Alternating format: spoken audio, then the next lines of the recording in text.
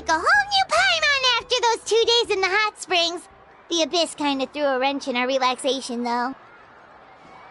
Still, spending time here really has felt like a vacation. The Kaholosaurs are so nice and so fun to play with. Their bellies are super bouncy. Oh, and Atea's snacks were so delicious. She gave Paimon some for the road just this morning, actually. Yelling at some kids who got caught throwing stones in the hot springs, so not much has changed since we first met her. Hey, you guys. Sleep well last night? Yep, this area is so nice. Glad you like it. I was thinking of taking you guys out to do some sea fishing. Later tonight, we can eat whatever we catch. Fresh fish is absolutely delicious right off the grill. Hey, Moalani! Yeah? What do you need? The team sent out to fight in the Night Warden Wars has returned. And Kachina? Is she back as well? Kachina fell in battle. But don't worry, the team was victorious, so the Rite of Resurrection will be held in the stadium soon. That's a relief. The Abyss is cunning, and it was her first time. Mistakes are bound to happen. Exactly. She deserves to hold her head up high. All right, thanks for letting me know. We'll head out in a bit. Jeez, she sounded a little anxious there. Had me thinking it was bad news for a moment. Moalani, you said the Abyss was cunning just now, but it seems like the Abyss just wants to destroy everything. Like, think about all those monsters that attacked your tribe. If there really was some sort of cunning plan, wouldn't it make more sense to send them to attack Kachina and her small team? Not that Paimon wants them to be in any more danger, it's just... Relax, I get it. The Abyss is difficult to understand, that's for sure. At a glance, it certainly seems like the only goal is total destruction. The Abyss isn't a living entity after all, so what capacity for logic or planning could it possibly possess? But through our long history of fighting the Abyss, we've realized things aren't quite so simple. 500 years ago, the Abyss invaded Teyvat. You know about that, right? That's right. Conria suffered greatly during that time. But so did every other nation in Teyvat. And Natlan was the worst affected of all. It took the combined efforts of the then Pyro Archon and heroes from every tribe to finally repel the Abyss. Even so, the effects of the invasion lingered for hundreds of years, only able to be reversed little by little. Our tribe's waters were contaminated. The Children of Echo's territory was overrun by dangerous sludge surging from underground. Unrelenting black winds tore across the lands of the Flower Feather clan. It was like each disaster was designed for a specific tribe. Exactly. We once thought that the Abyss's desire for destruction was a sort of primal instinct, but its methods are, in truth, marked by intelligence. We now believe the Abyss has invaded the Night Kingdom, and has the capacity to read the memories of this land at any given moment. And that's how it became so dangerous and cunning. Almost like it knows you inside and out. Yes, and that's why we've been unable to fully eradicate it, even after all this time. Luckily, the problems left behind by the Abyss have been successfully addressed by the various Pyro Archons we've had over the years. Now every tribe is prospering and things are looking up. I mean, just look at what we managed to do a few days ago. We totally fought them off.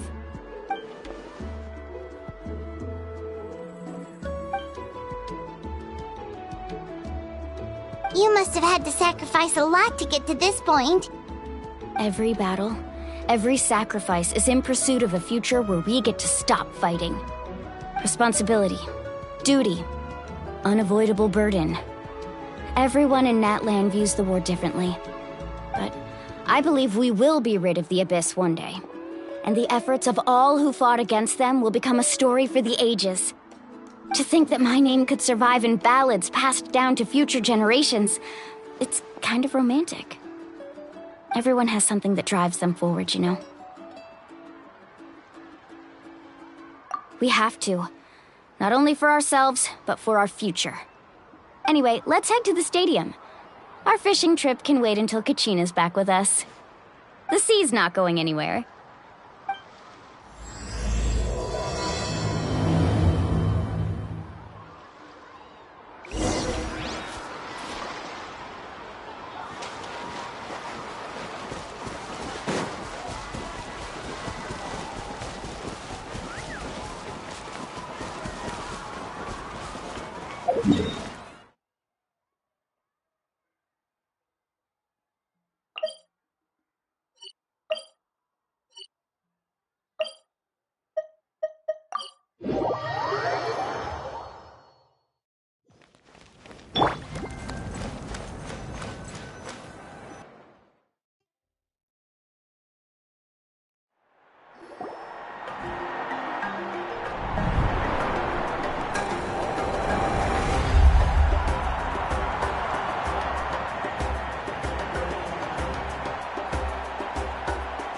Whoa, this place is packed already!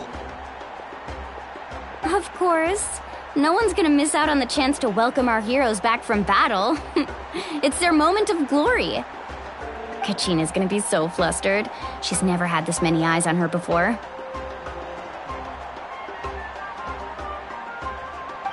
Yeah, she doesn't seem like the kind of person who likes being the center of attention. Looks like I'm just in time. Kanich, you're here! Yeah, a commission ran longer than expected, but I made it. I heard about the incident with your tribe, Mualani. Is everyone alright? Yeah, it's all taken care of. Our new friend here's got some tricks up her sleeve, by the way. She's just as strong as Kachina made her out to be. Hey, look! Is it about to start? That's right. Someone will come out and recite a eulogy, and then we'll sing the Ode of Resurrection together. Come on, let's find a spot with a good view. When the singing starts, just follow my lead and you'll be fine. Let's go somewhere higher up so Kachina can spot us.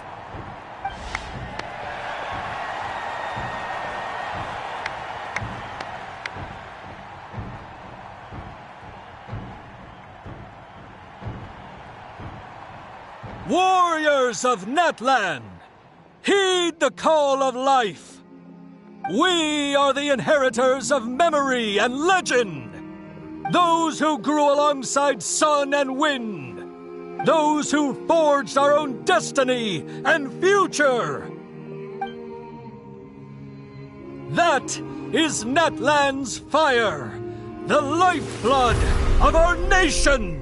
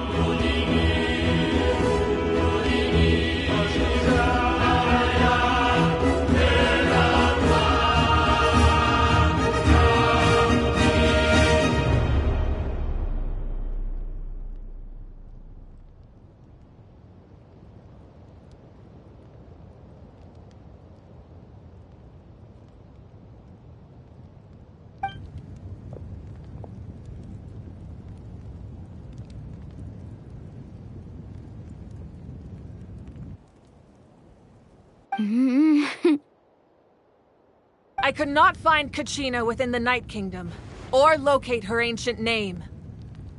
What? What does that even mean? Usually once the ode is complete, the Pyro Archon and resurrected person will emerge from the flames. But something went wrong. What's going on? This has never happened before. Well, I think it's pretty obvious.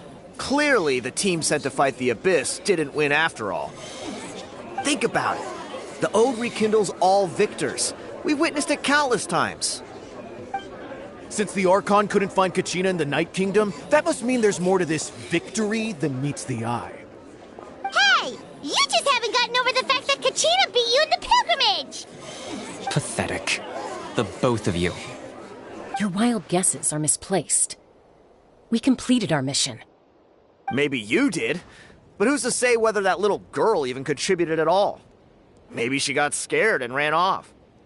Why would the YUB recognize someone like her, even if she was on the winning team?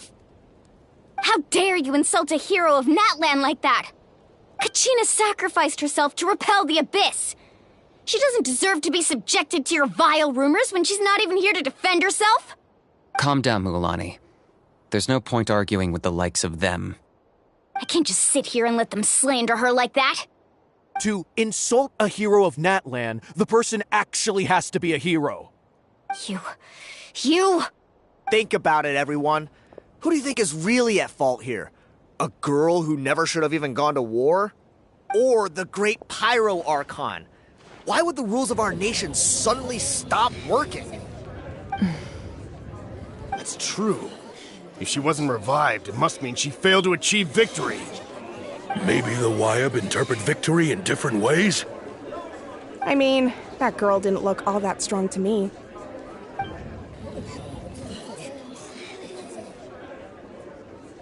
Kachina wouldn't have run! That's not like her at all! No, she's been waiting for this moment for too long. No matter how daunting the situation, no matter how scared she might feel, she's always the first person to stand up and face it head on. We don't even know what happened, so don't you dare try to use this as an excuse to vent your anger or slander her reputation. Fine. We'll find out what happens soon enough. Then, we'll see who truly deserves glory. That's enough. There is no doubt about today's victory, or Kachina's part in it. She is a hero worthy of our admiration and celebration. However, the failure of today's ceremony is undeniable. Kachina has not been rekindled, and I offer you all my deepest apologies as I continue to investigate this matter. To prevent further casualties, I have decided to suspend the pilgrimage until this matter is resolved. What? No one is all-knowing.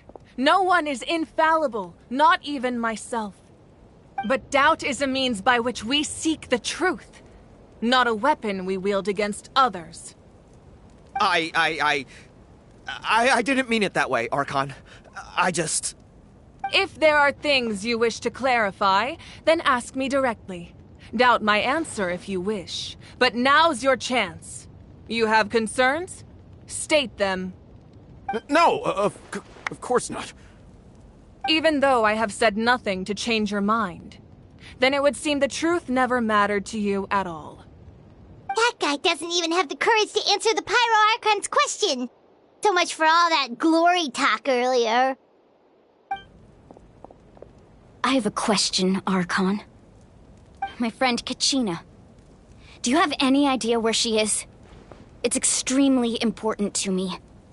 I know you said you were investigating the situation, but I'm sorry, that's not enough.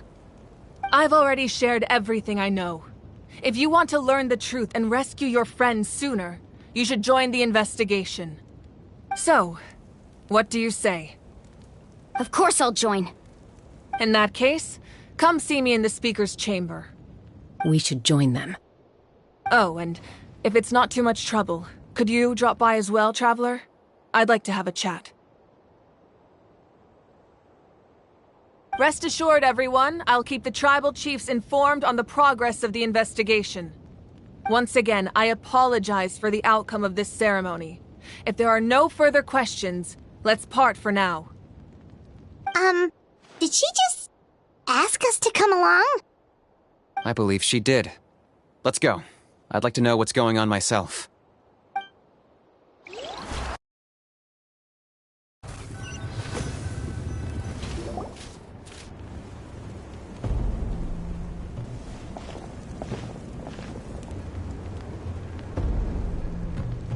The situation is urgent, so I'll get straight to the point. Kachina is undoubtedly a hero of Natlan, and I'm deeply sorry this happened to her. There's been unrest in the Night Kingdom, but I don't know what's causing it. As a result, I've been unable to track down her location. Until we find and address the cause of the unrest, the Ode of Resurrection will continue to be ineffective. And that means Kachina won't be able to come back? That's correct. Not until the problem with the Night Kingdom is resolved. How long will that take? It's hard to say. Kachina always dreamed of fighting the Abyss, of doing her part to defend Natlan. She wasn't afraid of death because she knew, if it came down to it, the Pyro Archon would be there to bring her back to life. Whenever we sat down together, exhausted from training, she would always hum the Ode of Resurrection. She was supposed to come back to us. We were supposed to hug her and celebrate with her and share her joy. We supported her every step of the way, but what are we supposed to do now? Sit peacefully and wait for her return? Lose ourselves in grief over her death? Tell me, are we her friends? Or her murderers? That's not fair, Mualani. It's all right. I understand your rage and your grief. Kachina's life means a great deal to me, Mualani. Believe me, I want to bring her back as soon as possible. I would give you that peace of mind if I could. But please, hear what I have to say so I can at least give you a broader picture of the issue we are now facing. Considering the recent attack on your tribe, I believe the Abyss has found a new means of undermining the rules of our nation. You mean... The Sacred Flame. The foundation of our resistance against the Abyss. If we continue to hold the pilgrimage and send teams to fight the Abyss, there will likely be more casualties. But if we stop altogether, the Sacred Flame will only grow weaker. The Abyss will scale up their attacks, and the tragedy we saw with the people of the Springs will only be the first of many. If we compare the two choices, the former seems to be the lesser of two evils. Sorry, I know that may sound harsh, but I bear the name Malipo. Weighing the costs is my duty. The raw truth can be cruel. But we need to understand it if we want to approach this rationally. But what would you say, Mualani? This is personal for you, and unlike Kanich, I dare say it's not a simple case of weighing up which course of action is less painful, is it? No. I can't choose between them, and I don't want to. Saying that one is preferable over the other is disrespectful to the people who suffered. You're saying it doesn't matter whether I suspend the pilgrimage. The consequences will be equally painful. Yes. What happened to Kachina breaks my heart. But I couldn't bring myself to sacrifice other people for her sake. And that is the crux of the problem. It's not simply a matter of choosing the lesser of two evils. Either way, there will be people who suffer. And the end result will be the same. Belief in the pilgrimage will waver. Once doubt has crept in, the people will no longer unite in battle against the Abyss. And that is exactly what the Abyss wants. Their ultimate goal isn't to break the rules that make the Ode of Resurrection work. It's to destroy the people's faith in them. To prevent what happened to Kachina from happening to anyone else, we need to suspend the pilgrimage. So that is my current plan. And in the meantime, I've made efforts to strengthen each tribe's defenses. Then, we have to find another way of strengthening the Sacred Flame to keep the Abyss at bay. This won't be easy. I'll need time to figure out the best approach. I understand your anger, Mualani, but I hope that provided some clarity, at least. Wow. Paimon thought things were gonna get heated for a second, but the Pyro Archon took the time to explain everything so patiently. I owe you an apology, Archon. I let myself get carried away earlier, and I'm sorry. You're right.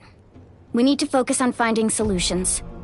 We could always hold the pilgrimage without sending a team to fight in the Night Warden Wars. That way, we would still be able to fuel the Sacred Flame.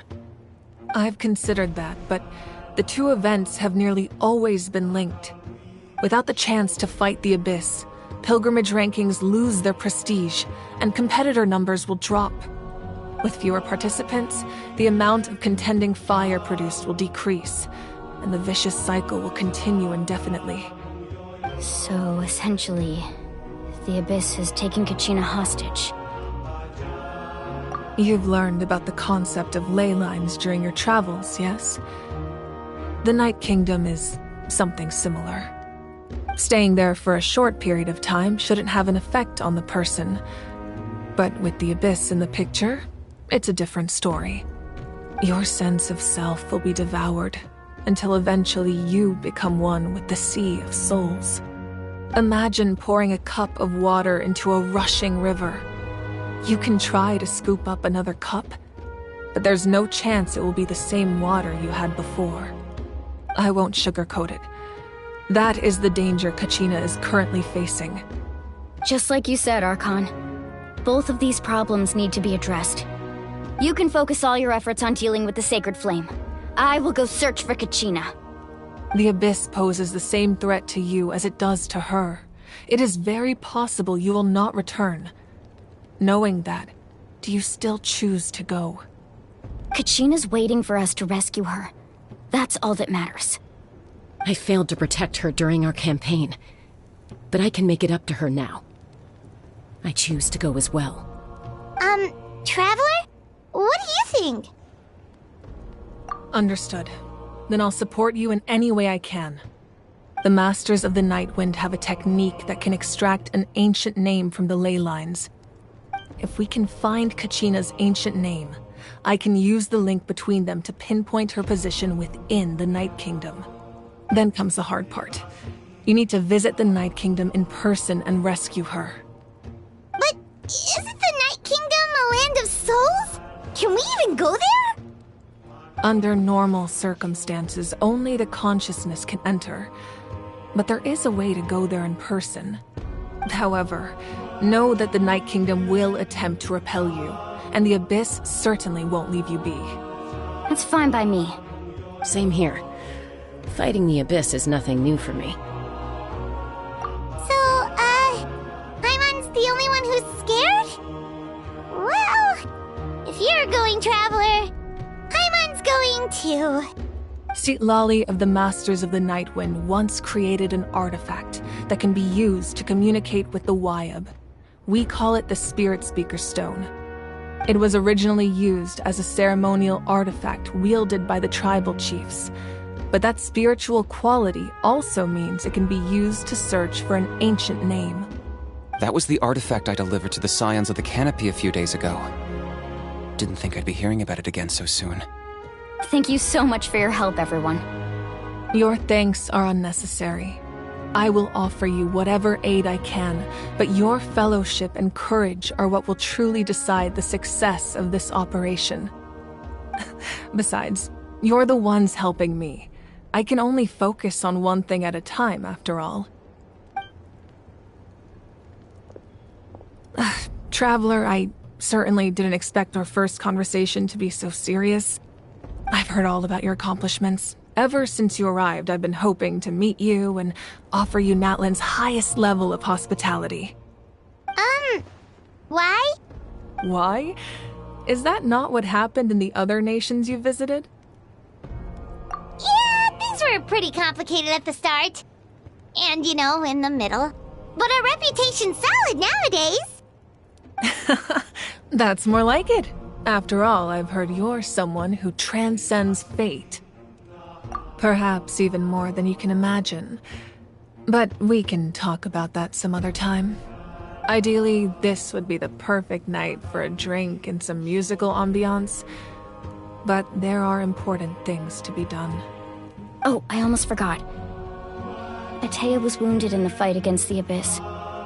She wanted us to give this to you.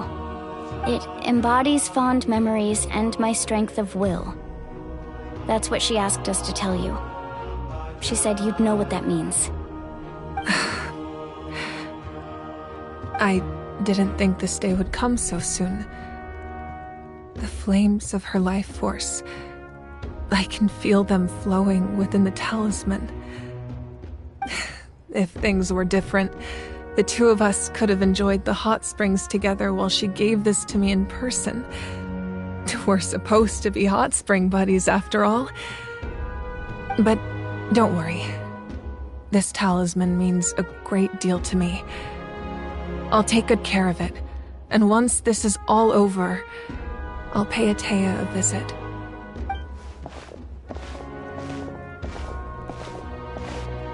You said you didn't want to jeopardize the production of Contending Fire. But that's not at all why you decided to suspend the pilgrimage, is it? You're right. Even now, the production of Contending Fire is far from sufficient. The gradual corrosion caused by the Abyss has resulted in a massive shortage of pyro energy, and we're currently at the breaking point. As things stand, the pilgrimage is a lost cause. Suspending it allows us to save our strength to defend the tribes. The Abyss has brought catastrophe to Natlan, and Kachina's disappearance in the Night Kingdom is a direct consequence of that. We can't let the general public know that. No. If the public learned that Natlan's destruction was close at hand, there would be immense panic. But if I said nothing at all, they would have continued to question the integrity of Natlan's heroes. Another simple choice. The latter was clearly the better solution. But you chose otherwise. I have never subscribed to the belief that the right choice is the one with the fewest sacrifices. Let's go. There's still a way for the sacred flame to last a little longer. You mean? Yes. Come with me.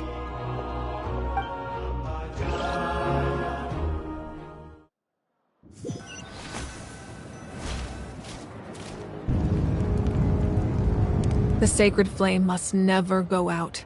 Not only does it strike fear in the Abyss, but it's also the pillar of Natlan's stability.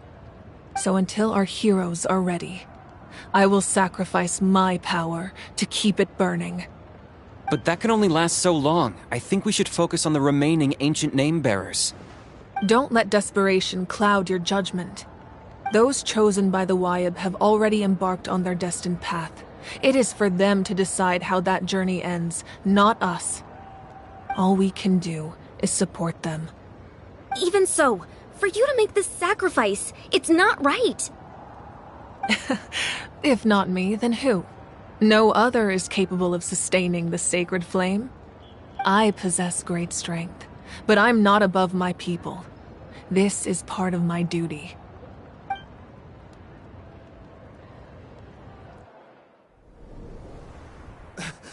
Archon, it's the Fatui!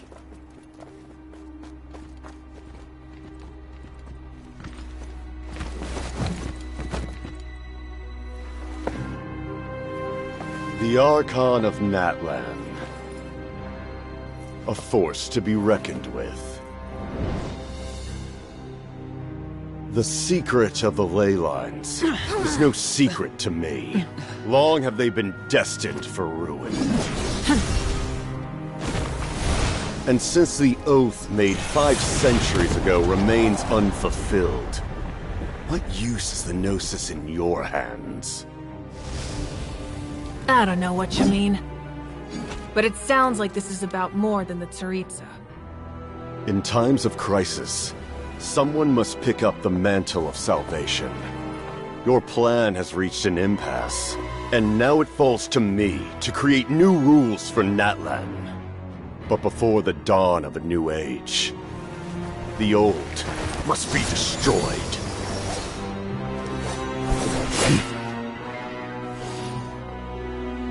I assume that's the end of your speech? Good. People like us. Let our blades do the talking!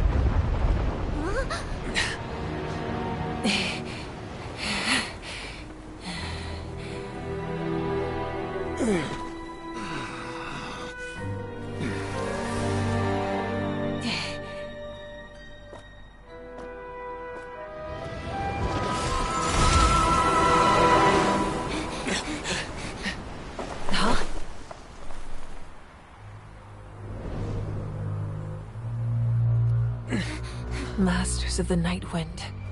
Send word. The captain and his followers must be apprehended.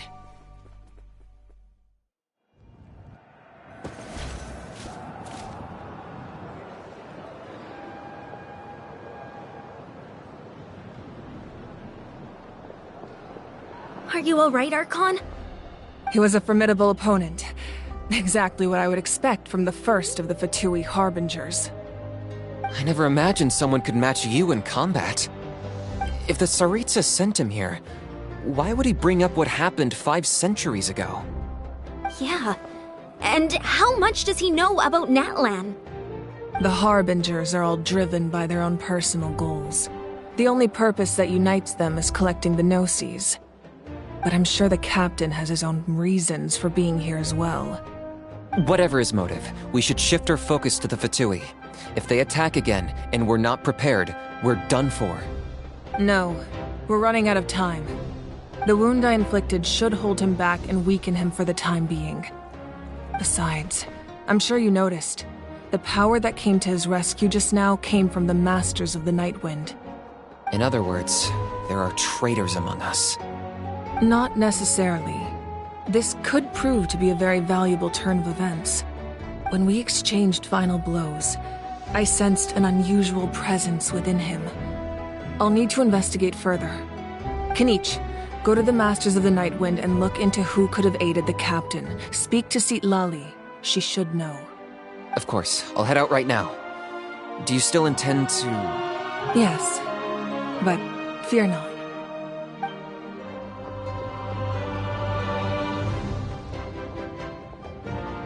Natlan's strength has never rested solely in its Archon.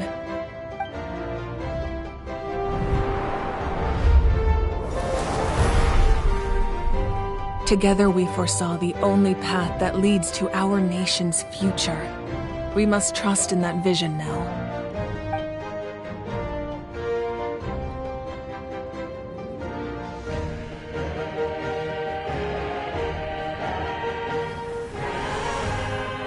Is everything okay, Archon?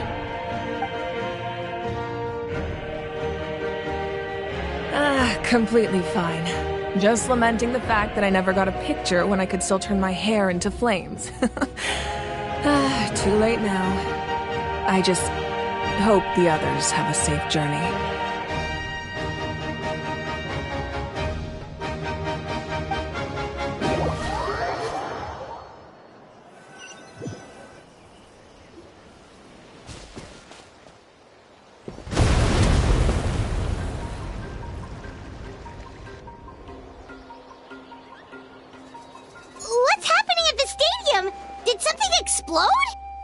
It feels like the Archon unleashed her power. She must be fighting a formidable opponent. Should we go back and check what's going on? Have faith in the Archon. She wouldn't lose in a one-on-one confrontation. Once we find Kachina's ancient name, we'll head right back. Okay, let's just keep climbing. Emon really hopes nothing goes wrong.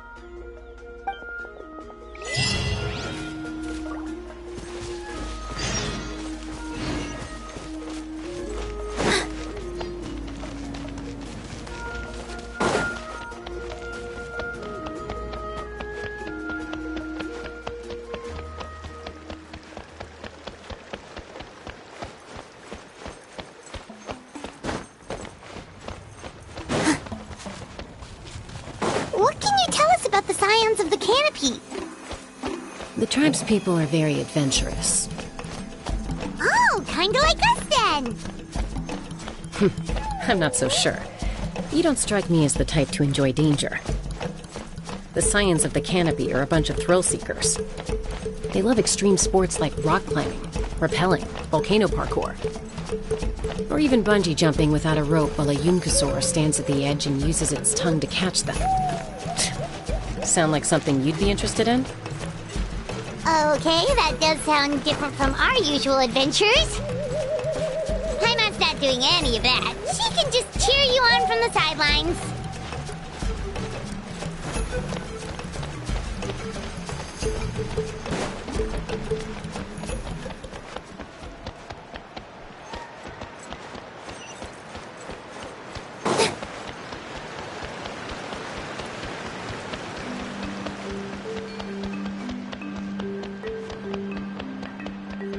Wyna's right over there. Let's go.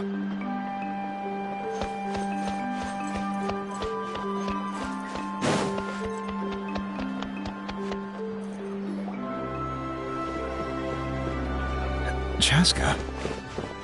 Nice to see you again, Wyna. I'm afraid we don't have time for pleasantries, so I'll get right to it.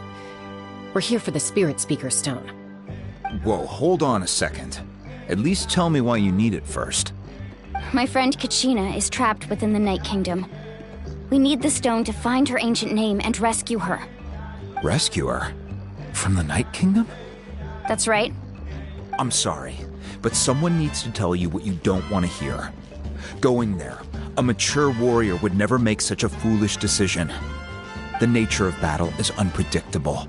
You never know how it's going to end. Losing a friend is tragic, but when that happens, the best thing you can do is focus on how to prevent further casualties. I appreciate what you're trying to say, Chief Wyna.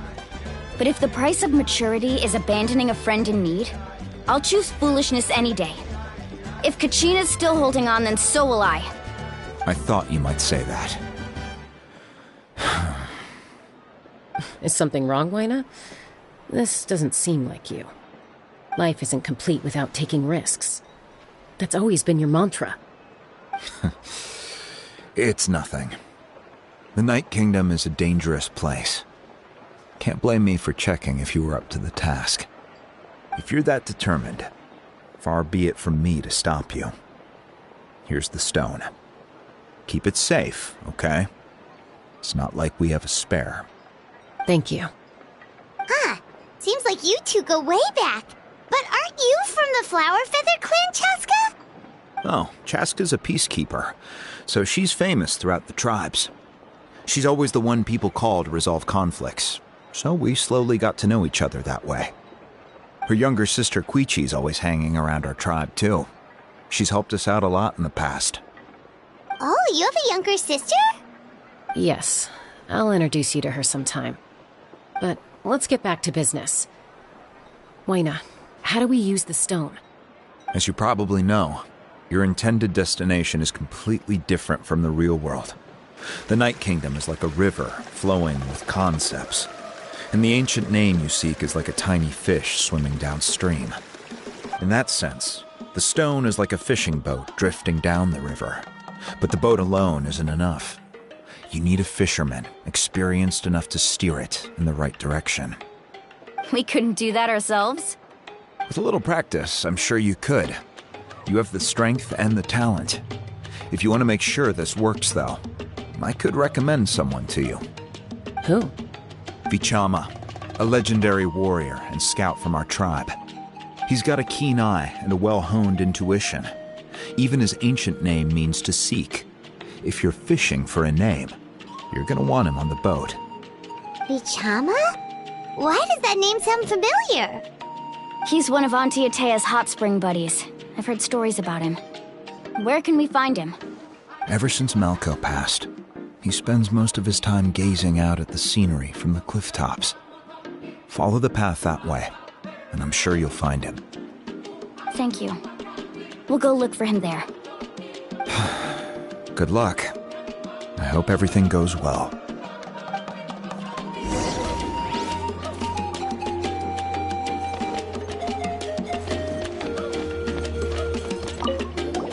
Vichama spends most of his time up in the cliff tops, gazing at the scenery. You should head over there and have a look.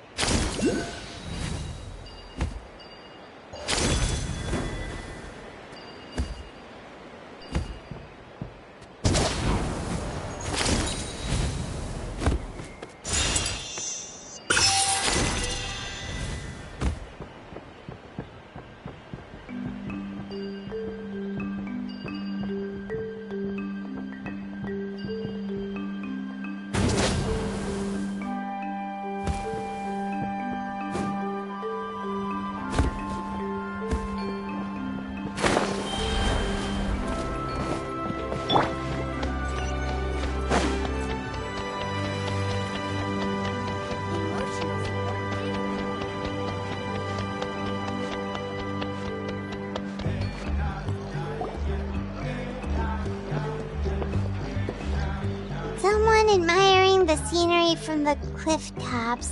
Ah! That must be him! Hello there, are you Vichama? That's me. Did you need something?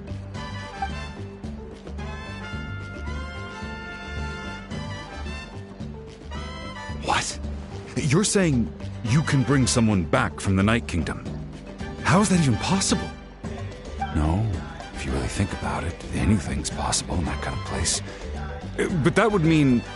Are you okay? You don't look so good. Everything's fine. I'll help you, but I do have a small request. After I help you find Kachina's ancient name, I want to use the stone to look for my friends as well. Your friend? Oh, why not mention someone named Malco? Is that who you're talking about? Yes, but I'd rather not get into it if it's all the same to you. That's not a problem. We agree to your request. Yeah. Since you're helping us find Kachina's ancient name, it's only right that we return the favor. Then we're agreed. Can I have a look at the stone?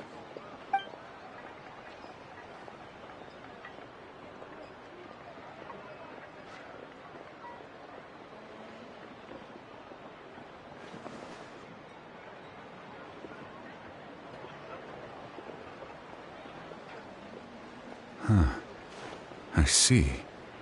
From what I can tell, it functions almost like an abyssal pylon. Both connect the Night Kingdom to the living world. Once the connection is established, the abyss will come surging through the opening like a predator honing in on the scent of blood. So we have to be sure not to use it in a tribal settlement. Wow, you got all that just from looking at it? I just picked up on the basics, really. I still have no idea why it works. You said someone named Lali invented this. They must be a genius. I'll go find an open area and start setting things up. In the meantime, I need you to get 2 things for me. We'll go right away. What do you need? First, I'll need some hook ropes. Pretty much every store around here carries them, so no need to go anywhere special. Oh, and I need to build a net out of them, so make sure you get a good amount. Wait, are you saying you're going to use a real net to catch Kachina's ancient name? How does that work when one's tangible and one's not? By creating something tangible in our world, like a net, we can create a connection to a corresponding concept in the Night Kingdom. Basically, I'm going to use the concept of a net to catch something equally intangible, an ancient name. Oh, I see. What about the second thing you needed? Right. I need 2 chunks of obsidian. Once we bring the ancient names into our world, we'll need a place to store them. Normally, you can only get obsidian from the Children of Echoes, but I heard there's a traveling merchant from that tribe around here somewhere, so maybe you can try your luck there. Gotcha! Alright, let's split up. See that clearing? Let's meet over there when you're done. Oh, and you can send someone with me if you want. In case you're worried I might take the stone for myself. What do you think, Chaska? There's no need. Lena spoke highly of you. That means you're trustworthy. I appreciate it, even though that doesn't mean much to me anymore. Anyway, it'll take some time to set everything up, so no need to rush. I'll see you in a bit.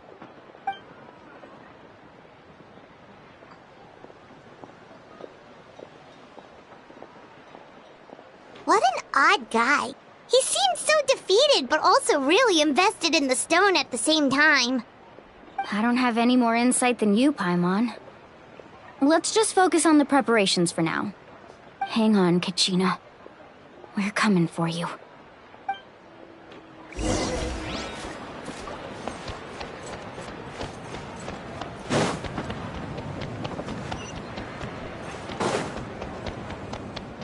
Need a letter sent? Emotional support is important.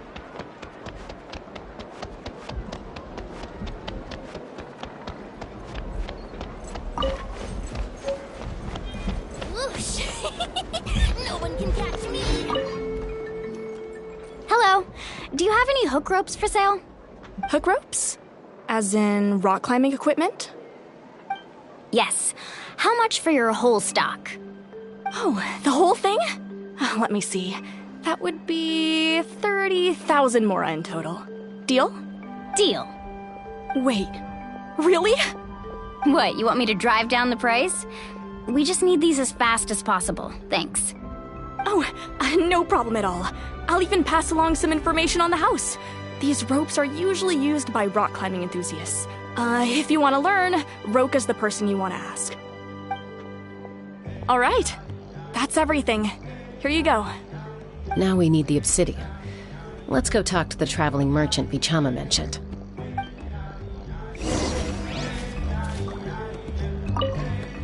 Anything else I can get you?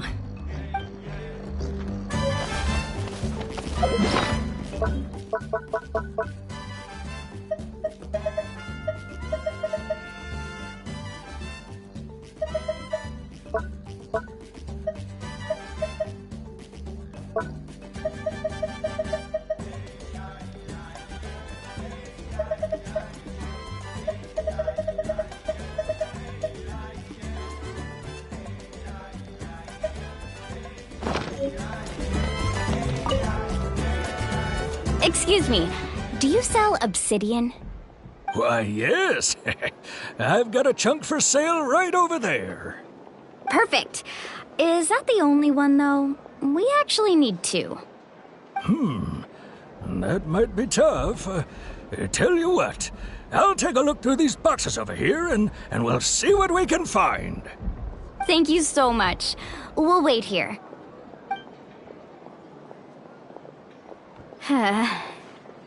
Relax. Everything's going according to plan. I know, it's just... I could tell Vichama feels the same way about his friend that I do about Kachina. I hope this chunk of obsidian isn't the only one. Kachina always carries all sorts of shiny stones with her. If I was the one trapped in the Night Kingdom, she'd have a whole pile of obsidian ready in a heartbeat. Well, would you look at that? I did bring an extra. Here you go, young lady. How does it look? Perfect! Thank you. How much do I owe you? If you hadn't shown up, these stones would have just sat here collecting dust. I'll take 3,000 mora for both. Here you go. By the way, I heard you mention Vichama just now. You running an errand for him, then? How's he doing? Malco's been gone for 5 years now. It's about time he started to move forward. Do you know what happened between them? I heard about it in passing while I was out drinking one night, but I don't know all the details. Vichama and Malco grew up together, and even made a name for themselves together. Malco was an amazing fighter, capable of knocking out multiple opponents in a single hit, while Vichama excelled at scouting and analyzing the battlefield. The two made an excellent team, and managed to beat back the Abyss several times. 5 years ago, they both emerged triumphant in the pilgrimage, and were placed on the same team to fight the Abyss. But on the eve of battle, the Abyss launched an attack on their tribe, and Vichama suffered an injury to his leg while attempting to rescue someone. Then what happened? The team agreed that he couldn't fight the Abyss in his condition. Vichama didn't argue.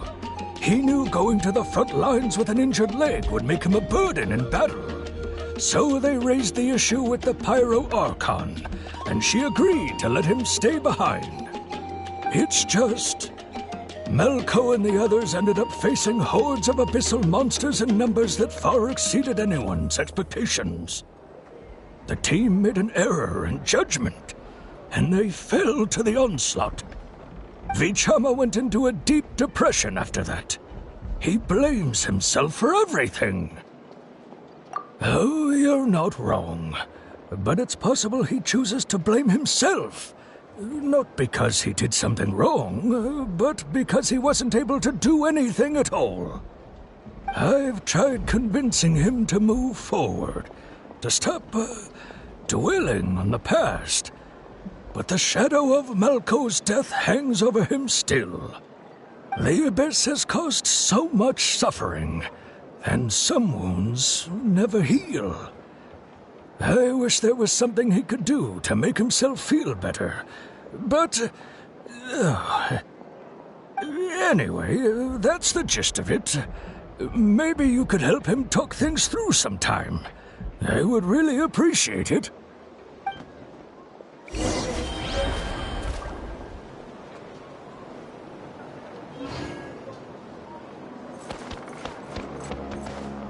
I hope Vichama can move past this whole thing soon.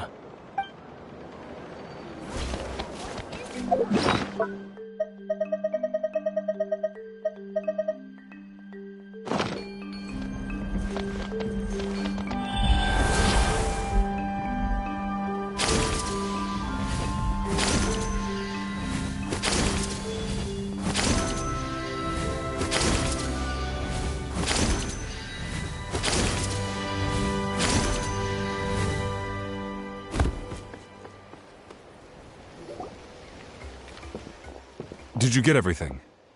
Yep, it's all here. When do we start? I've made all the necessary adjustments, so we're good to go.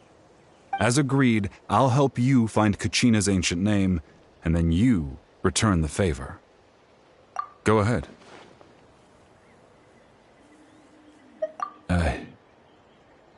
Yes. After Malko fell, I scoured the battlefield to see what happened. It turned out he wasn't bested by some impossibly powerful foe.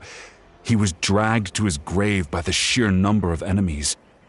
If I had been there, I would have been able to sense the danger. I could have warned them not to advance. I've always blamed myself for what happened. But when you told me about Kachina, I realized there's a chance Malko might also be alive, fighting for survival in the Night Kingdom. But that happened several years ago, right? The Pyro Archon said all life within the Night Kingdom eventually becomes one with the Sea of Souls. There might not be much hope, but I still have to try. Malko and I promised each other, even if we never managed to root out the Abyss for good, we would fight together until the end. All right, let's get to it. I'll start searching for the conceptualized version of Kachina's ancient name. If you see any fragments scattered around the area, please collect them.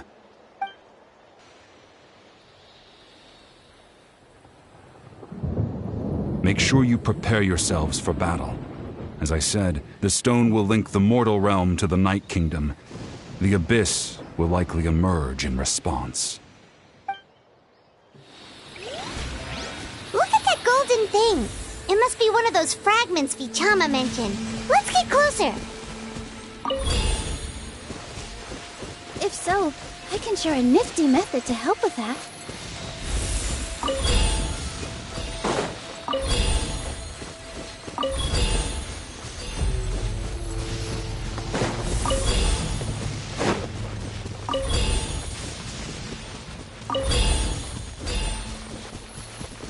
Whoa, monsters incoming! Watch out, everyone! Commit to memory! Yoo-hoo!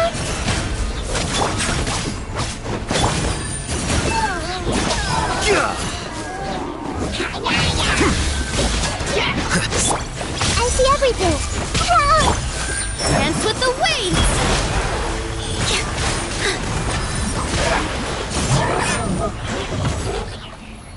How much longer, Vichama? Not long! We're getting close!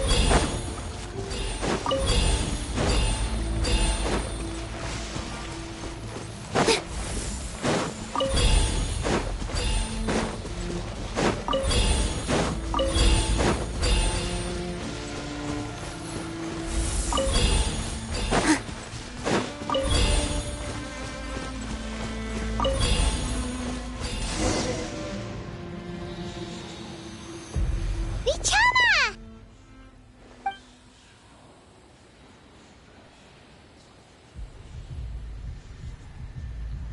Quick! Take it! I found Kachina's ancient name. Hang in there, Malko. Just a little longer. Something's not right. The power of the Abyss is getting stronger. The Abyss is corroding his body! Vichama, you can't keep going, you'll die! I should have died 5 years ago. I just need a little more time. Please, I'm almost there. Thank you.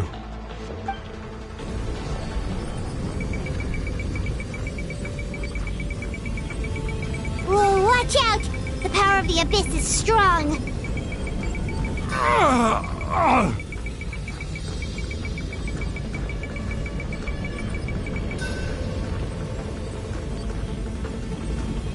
This power. Hanging in there? Malco. No! Why can't I find him? Why? We can't wait any longer. Pull him away from the stone, Mualani. I already tried, but the power of the Abyss has him in a chokehold. It's like he's tied to the stone with an invisible rope. In that case, we have no choice. I'm sorry, Seat Lolly. Get back! Chaska, wait!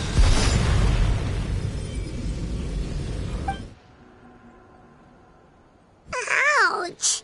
What happened just now? It looked like the Spirit Speaker's stone was... The stone's power was spiraling out of control. The only way to stop it was to destroy it. You were all caught in the shockwave of the explosion. You might feel dizzy for a while, but that's normal. Give us a heads up next time, will you? You're lucky we managed to dodge it in time. I thought I said to get back. Yeah, barely a second before you made it go poof. Not everyone has your reflexes, Chaska. We were this close to getting dragged into the explosion. Okay, I'll be more careful next time. At least Kachina's ancient name is still in one piece. Wait, where's Vichama? Vichama! Vichama! I couldn't find Malco's ancient name. It must be completely gone by now. Once your ancient name disappears, there's no coming back.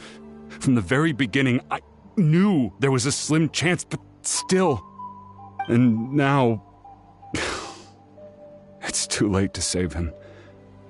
From the minute he left that day, it was already too late. Vichama. I'm sure he's heard enough condolences over the years. Let's just give him some space. Huh? What's that in your hands, Vichama? It looks like something's glowing. Huh? This is...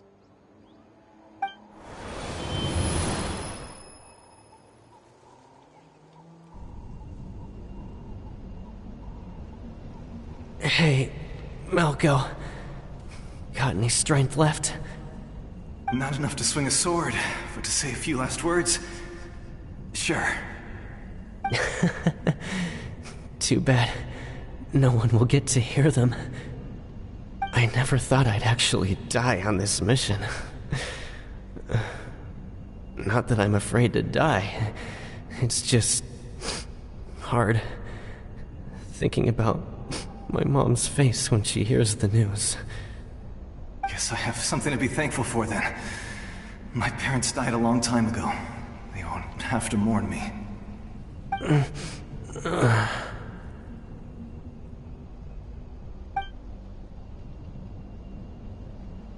Pisak!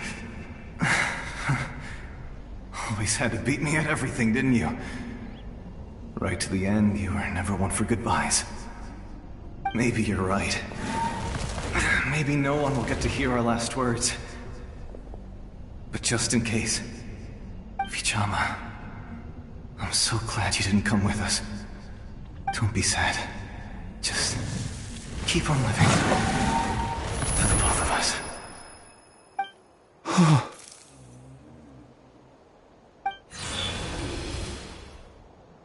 Was that a memory? Seems like we were able to salvage something after all.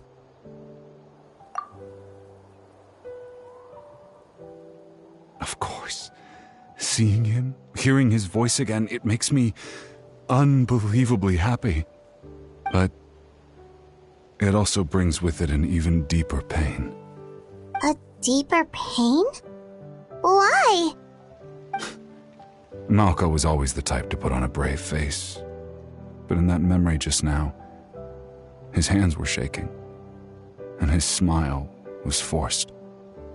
For all these years, I regretted not being able to fight alongside him to the end. And now I know, at the end of his life, he was thinking the same thing. Vichama. I'm fine. Actually, I heard Chief Wyna wasn't really on board with your plan to go to the Night Kingdom. When you asked for my help, I hesitated too. I knew helping you find your friend's ancient name meant leading you one step closer to danger. But I also understood why you had to try. Everyone has regrets in life, but not everyone gets the chance to make up for them. Once allowed to fester, guilt strips us of our most valuable qualities as warriors. In that sense, we might as well choose the braver path from the very beginning. If I could do it all over again, I would have followed Malco to the front lines no matter what. Even with an injured leg, there were still things I could have done. That way, even if the outcome stayed the same, I still would have fought alongside him to the end. There are critical junctures in life, and if you don't seize the chance to act, there's no going back. That's something I had to learn in hindsight. But you're still at the crossroads of your journey, so I hope you can walk away without regrets. Thank you, Vichama. I feel even more determined now. Kachina will come back to us. I'll make sure of it. I promised I would find her, and I intend to keep that promise. That's good to hear. Strange. My body, it's... Once abyssal corrosion enters the body, a portion will fuse itself to your internal organs. Even though the Traveler possesses powers of purification, the corrosion can never be fully eradicated. Thanks to her, though, you are only briefly exposed. Slowing your breathing and controlling your emotions should help you keep the symptoms in check.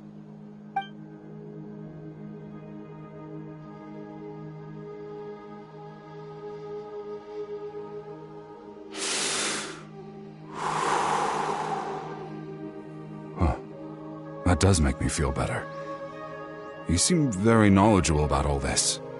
Just speaking from experience, that's all. Anyway, we've recovered Kachina's ancient name, so we're off to a great start. Let's get Vichama back to his tribe and tell Wyna the good news. And apologize for destroying the Spirit Speaker Stone. We had no choice, though, so he'll probably understand. Right?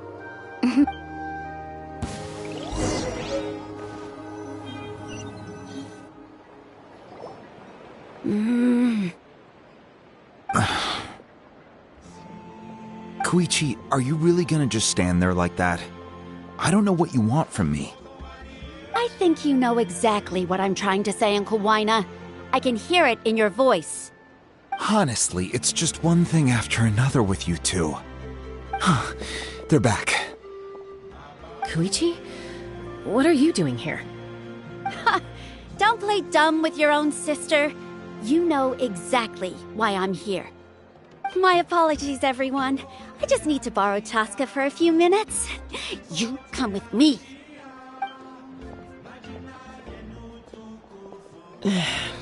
I'll be just a moment. Who is that? Koichi, Chaska's younger sister. Although the two aren't actually related by blood, it's kind of a long story. It's not really my story to tell, but I guess it's not a secret. You see, Chaska was actually raised by cuckoo sores. She was afflicted with a rare disease when she was a child, and abandoned in the wild as a result. The Abyss found her out there, all on her own, and tried to devour her. But in the end, all that did was trigger her will to live. That strength of will pushed her to survive. But it also planted a seed of conflict within her. Eventually, she was adopted by the cuckoo sores. Wherever they went, she followed, getting into fights right and left. For some reason, Paimon can totally imagine that. Well, when Chaska finally returned to human society, it was Koichi's parents who adopted her. At the time, Chaska still had a habit of getting into fights, so Koichi was always taking her around, apologizing to everyone. I remember those days. One of those fights was definitely with me. But, you know, kids. You're fighting one minute and your friend's the next. Eventually, she found a way to rein in that desire to fight. And now she's who people call to resolve conflicts. She's known as the Peacemaker. It sounds like she still argues with Koichi, though. Don't siblings usually stop fighting when they get older? That's partly my fault. Koichi asked me to stop Chaska from doing anything dangerous, but you probably know by now, once Chaska makes up her mind, there's no changing it. Oh, I get it. No wonder you tried to talk us out of going to the Night Kingdom. Chaska even said that wasn't like you. I'm all for your adventure. You need to take risks when you're young, because by the time you're my age, you couldn't attempt something like that even if you wanted to. Better try now than live with regrets later. That's what I say. Still, I can understand where Koichi's coming from. In the end, nobody wants to sit back and let a loved one put their life on the line.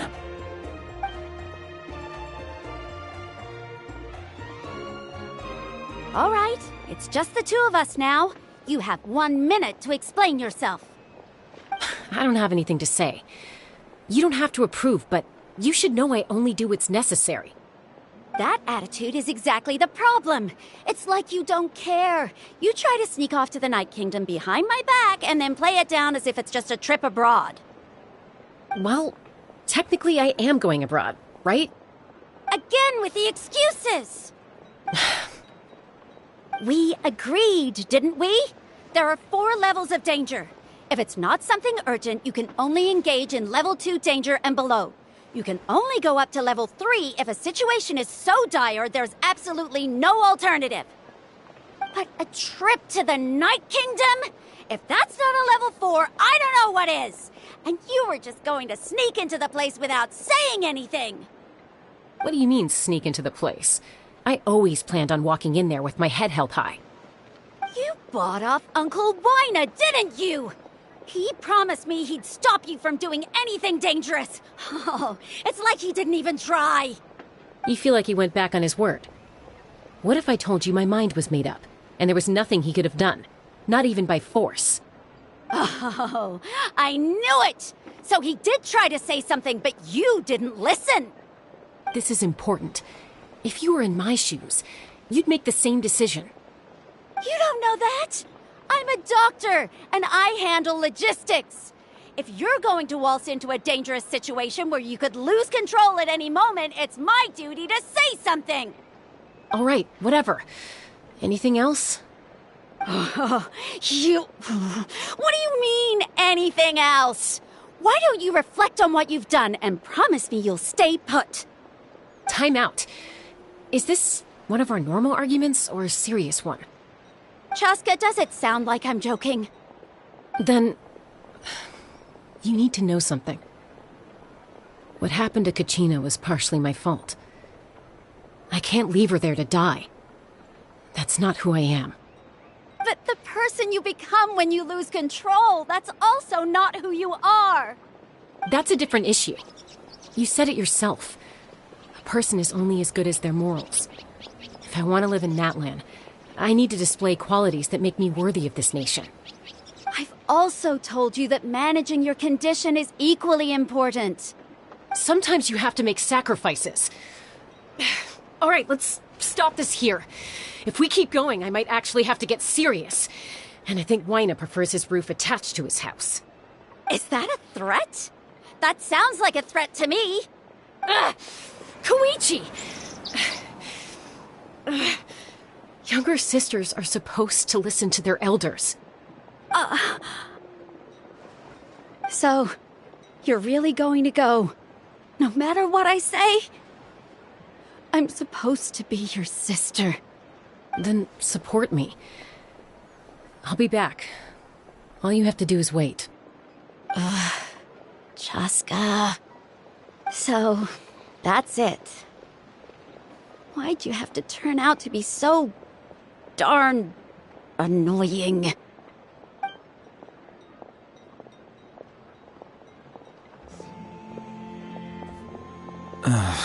You two are something else.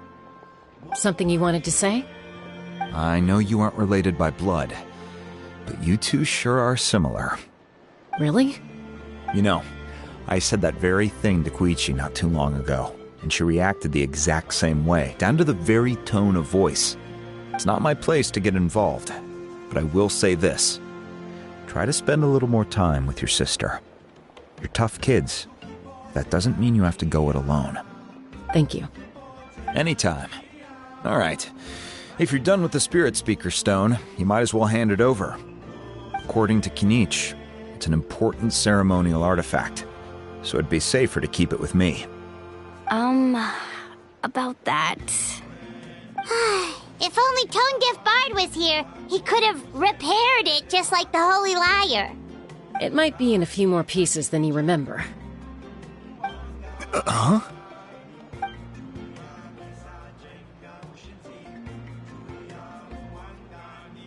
I see. Sounds like it was an urgent situation. If someone's life was on the line, then you had no choice.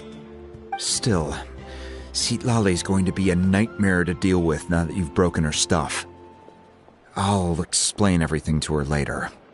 Stay safe out there in the Night Kingdom, okay? I'll wait here for your safe return.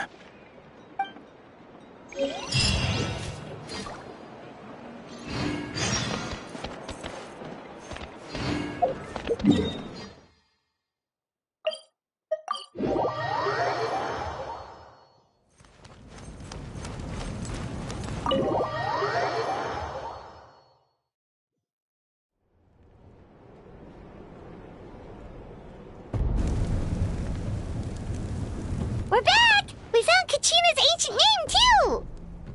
Well, it's fairly complicated. Let me give you the condensed version. The Fatui again? We can't go anywhere without them causing trouble. But what if the Fatui finds out you've lost your power?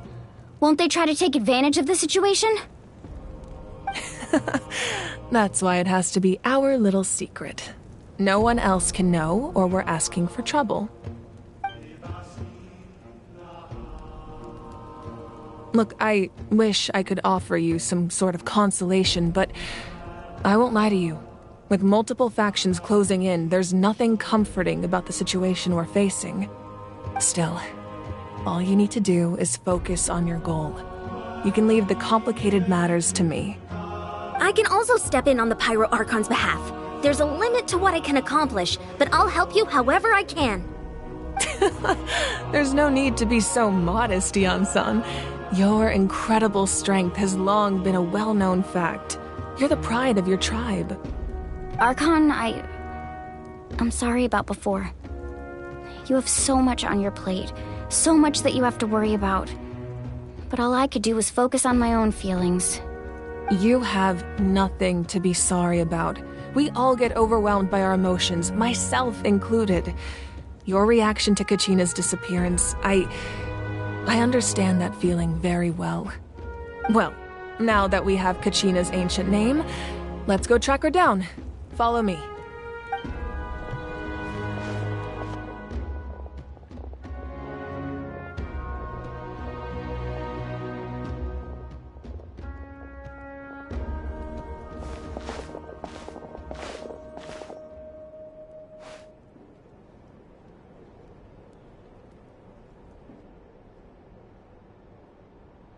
What is this place?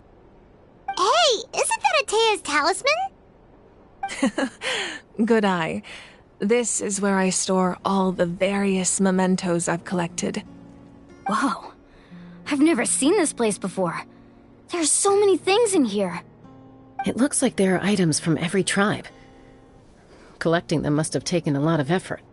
I suppose you could think of it as a hobby of sorts. In Natlan, everyone grows up listening to the stories of heroes. And physical items do a far better job of preserving those stories than our own memory. Now, I still have some preparations to make for the ceremony, so feel free to take a look around in the meantime. If you're curious about an item, I'm more than willing to tell you about its origins. All right, we'll have a look.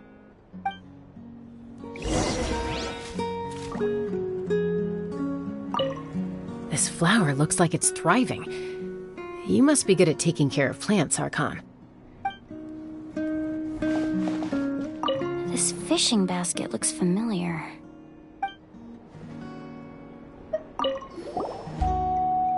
Hey, there's a fishing rod here. It must have belonged to the people of the springs. That's right. It belongs to a legendary fisherman named Matavaru. I have his entire set of fishing equipment, actually. He and I met in a tavern. He told me about a particular kind of giant fish and his meticulous plan to catch it. In his eyes, I saw a hunger and a strong fighting spirit. To him, the sea was the battlefield upon which he staked his honor. So, did he do it?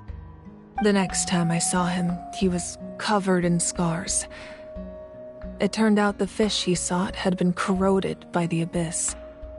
He managed to kill the fish, but sustained a serious injury in the process, which meant he could never go deep-sea fishing again.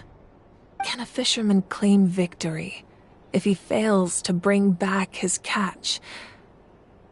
That's what he asked me in the end.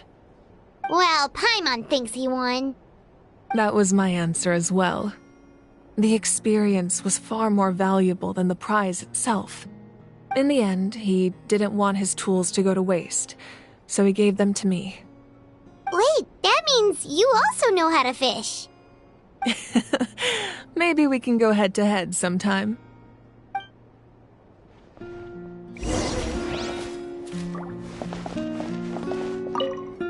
Make sure to handle everything with care. This cup, for example, it's heavier than it looks.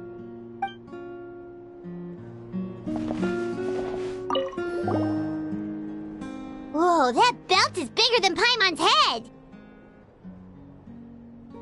The Collective of Plenty are known for their bodybuilding competitions and contests of strength. This belt is a symbol of great honor within the tribe. The association with strength might also have been the reason the original belt was extremely heavy. It was difficult for even 2 people to lift. And even if a warrior had the strength to put it on, wearing it for any length of time would still leave them gasping for breath. Sounds like it. So the owner of the original belt, Kitera, commissioned a craftsman to make a copy identical in appearance but far lighter in weight. That is the belt you see before you. He would often wear this version when training in order to protect his waist. Or he made a lighter version so he could wear it all the time and show it off.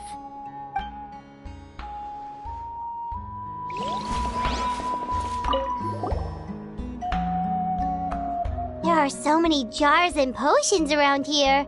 Do they have anything to do with alchemy? No, those belong to the Masters of the Nightwind.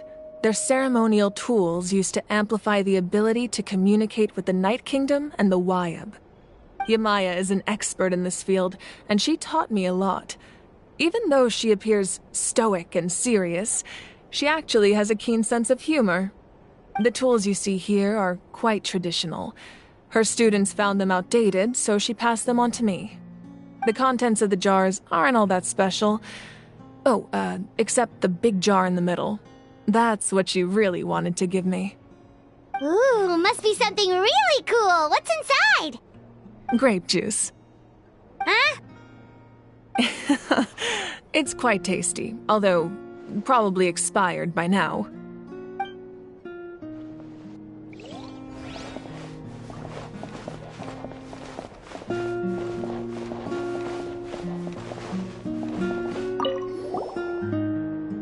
This is Atea's talisman. I'm sure you're familiar with this one already. Atea was rarely ever without it. The talisman brought her a lot of luck in battle.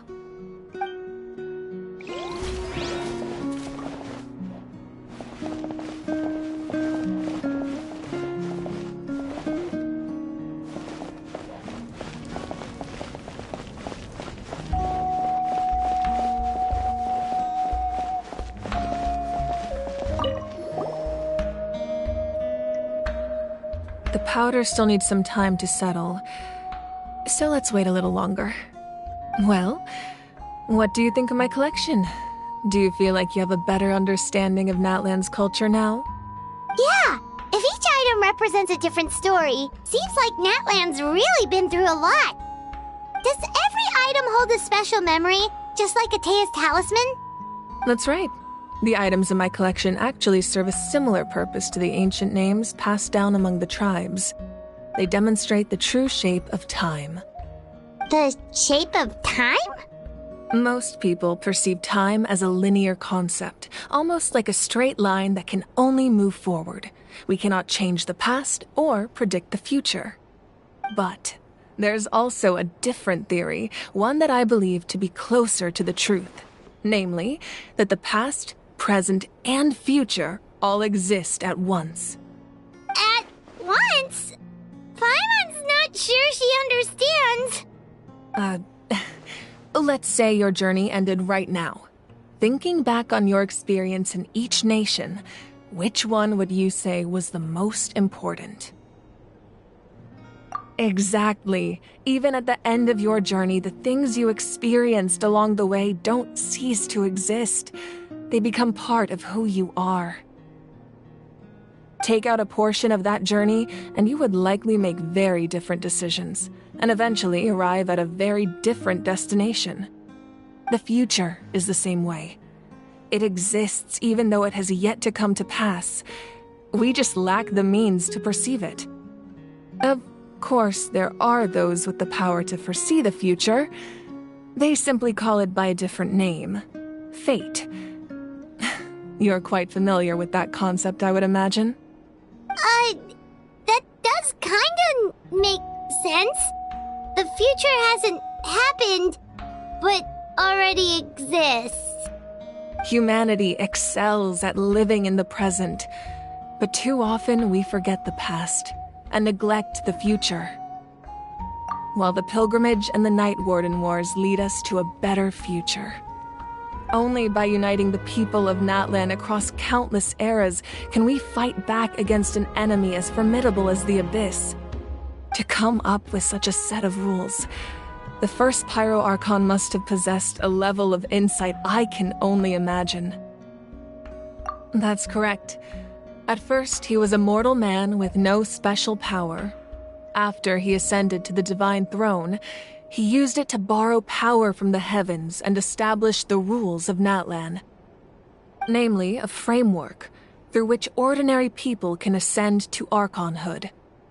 By holding the pilgrimage, we're able to determine the strongest among us, and when that person ascends to the Divine Throne, their inner flame will awaken. In addition, the sacred flame will grant them significant knowledge and memory of this land. After all, that's how I came to know everything I just told you. So, it all comes down to the power of the Divine Throne and the rules. Wait, is that a family portrait? Yes. That's my mother, father, younger sister, and the little Saurians we raised. I turned a piece of my dad's leather armor into a canvas and commissioned a famous artist to paint our likeness. Your sister is so cute! It looks like the two of you are really close.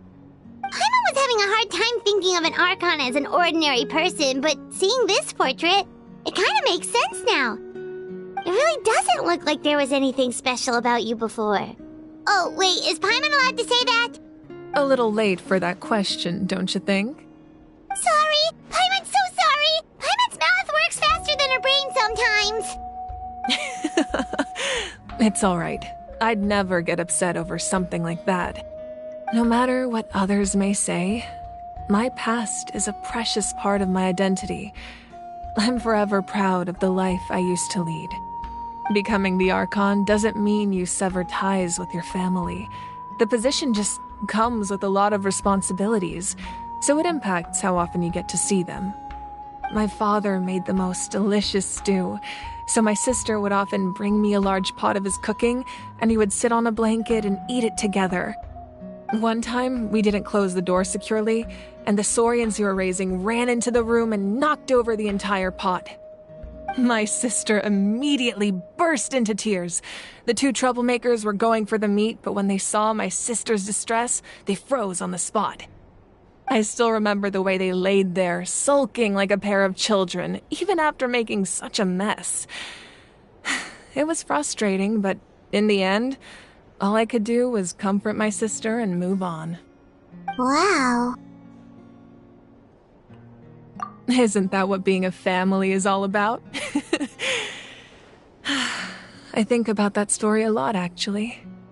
As the Archon, I made a vow to defend this nation, and experiences like that, they remind me exactly what I'm trying to protect.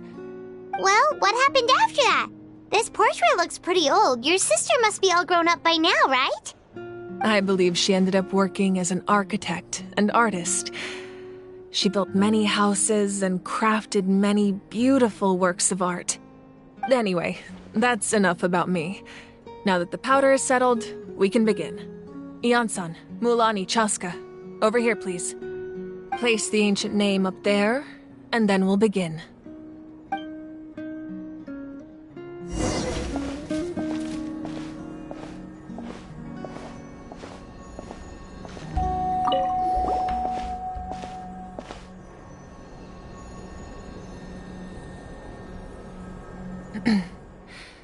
Surely as the echoes of life resound through heaven and earth, so too shall our stories remain eternal.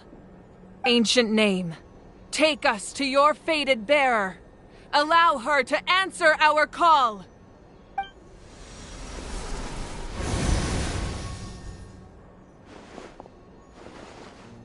Am I hallucinating again? Kachina! Are you okay? Huh? I'm not seeing things, am I? Is the Abyss playing tricks on me again? It's okay, Kachina. It's just us. We're trying to find a way to bring you back. Everyone, you have to listen to me. I've been investigating the Night Kingdom this entire time, and I figured out what's wrong. The Wyab is being affected by the Abyss. I was waiting for the Wyab to send me back, but then this really strong monster came in and it almost killed me. The Wyab saved me, even though its power is weakening, so I've been hiding from the monsters while trying to find a way to help. The Night Kingdom has become a huge mess, though. I keep hearing these awful sounds and seeing really horrible things. Don't listen to those sounds, Kachina. The Abyss is trying to strip you of your sanity. All you need to do is stay safe and wait for us. We'll be there shortly. It's okay. I feel so much better now that I've had the chance to talk to you guys. You don't need to worry about me. I've never been strong or special at all, really. So I don't blame anyone for forgetting about me or leaving me behind. Just knowing you care is more than enough. I'll find a way back. You don't have to put yourselves in danger to come rescue me. You're always like this, Kachina. Now's not the time to act tough. We're coming for you, and that's final. I don't know what lies the Abyss has been feeding you, but I'll tell you something right now. Nobody here sees you as a burden. You're a victor of the Night Warden Wars, a hero of Natlan. All you need to do is wait for us to rescue you, and you'll get all the applause and recognition you deserve.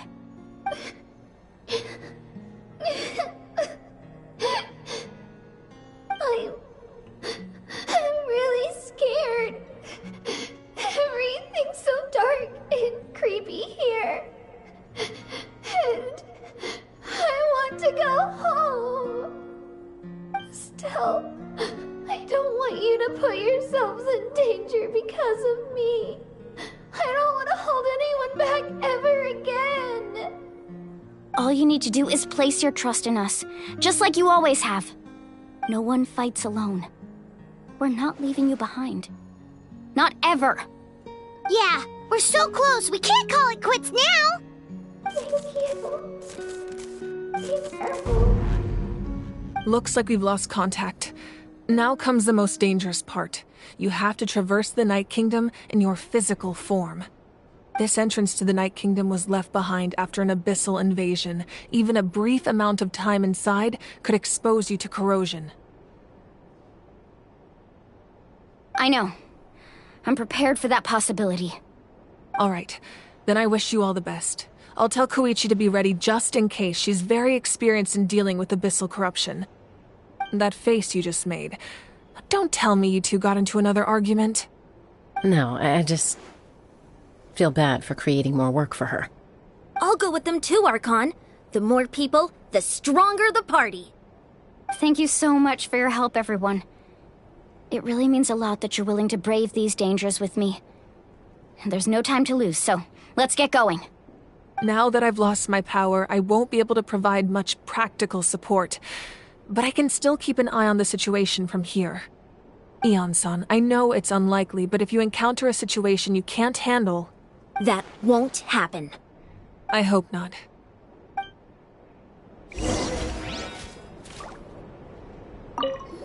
Be careful out there. I'll observe the situation from here.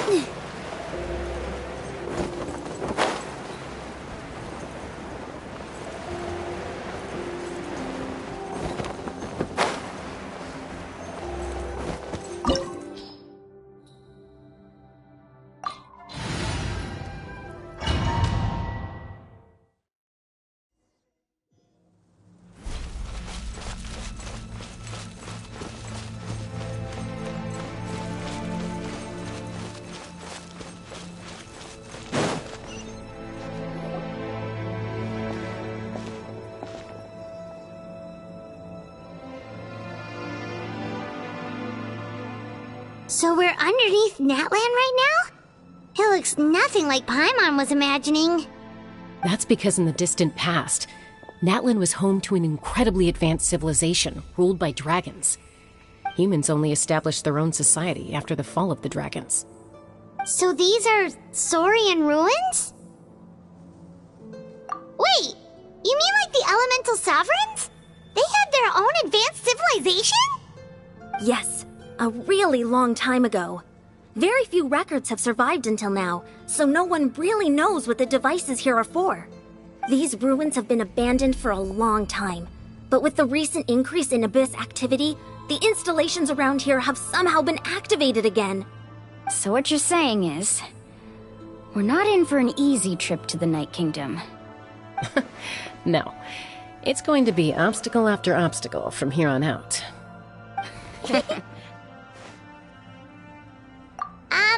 Why are you all laughing like that? It's creeping Paimon out. It's the pre-adventure excitement kicking in, right guys? Of course. I'm eager to get started. Then let's go. We won't let anything stand in our way.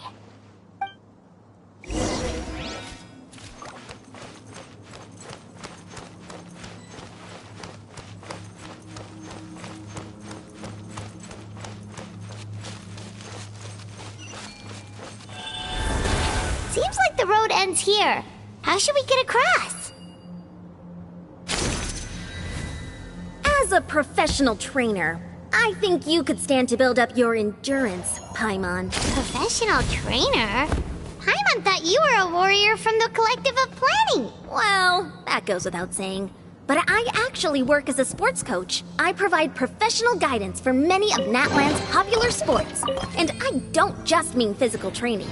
I design nutrition plans as well. Ah, so basically no sugar, no soft drinks, no grilled meat. Yeah, we'll be here all day if you list them out one by one. It's much faster to just focus on what's good for you. Such as? Vegetable juice. Want some? You know, Ian-san, Paimon feels like the two of us might not see eye to eye.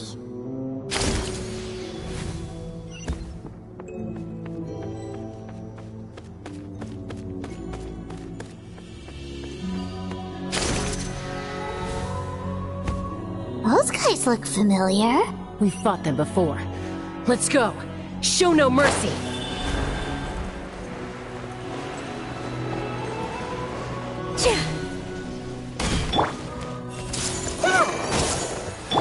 Strike a pop!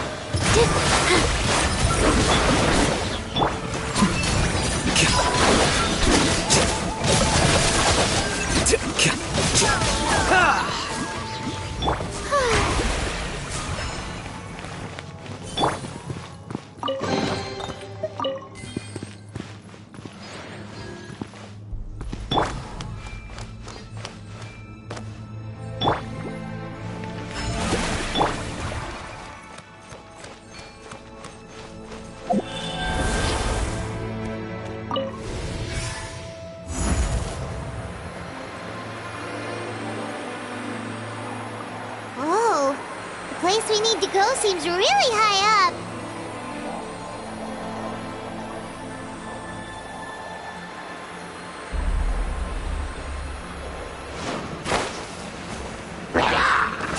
Positions.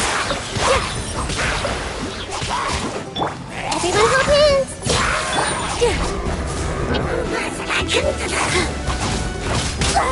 I got it. Share my knowledge. All eyes on me! Overhead,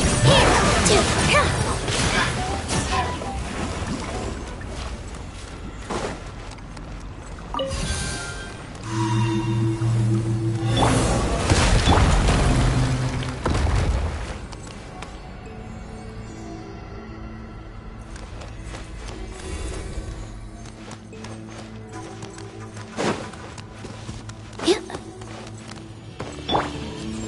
Flicker.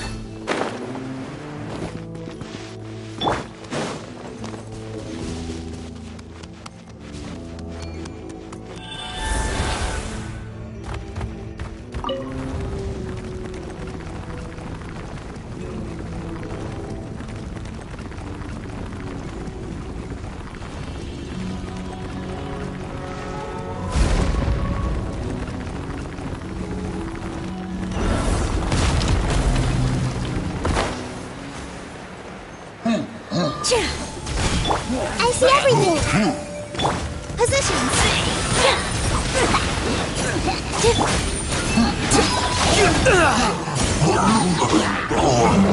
The process of elimination.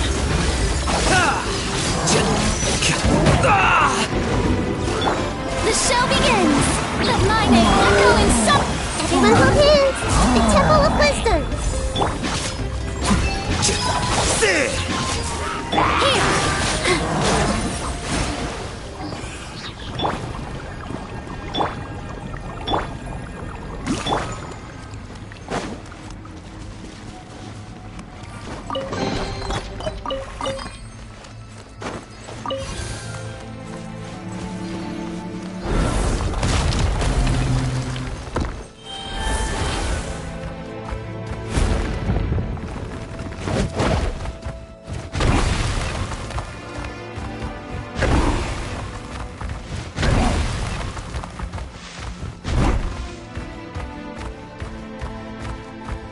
This is the final stretch. We just need to climb up, and we'll be there.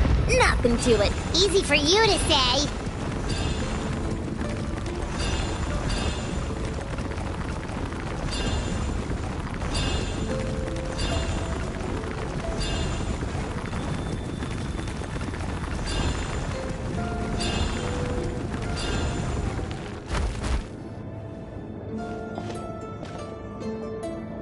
This must be the entrance the Pyro Archon told us about.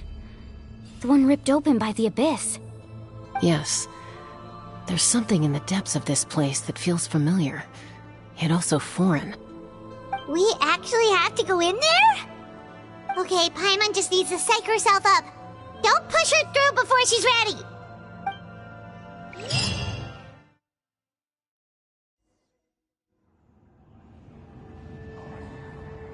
Hey! You don't have to drag Paimon! You're pulling too hard!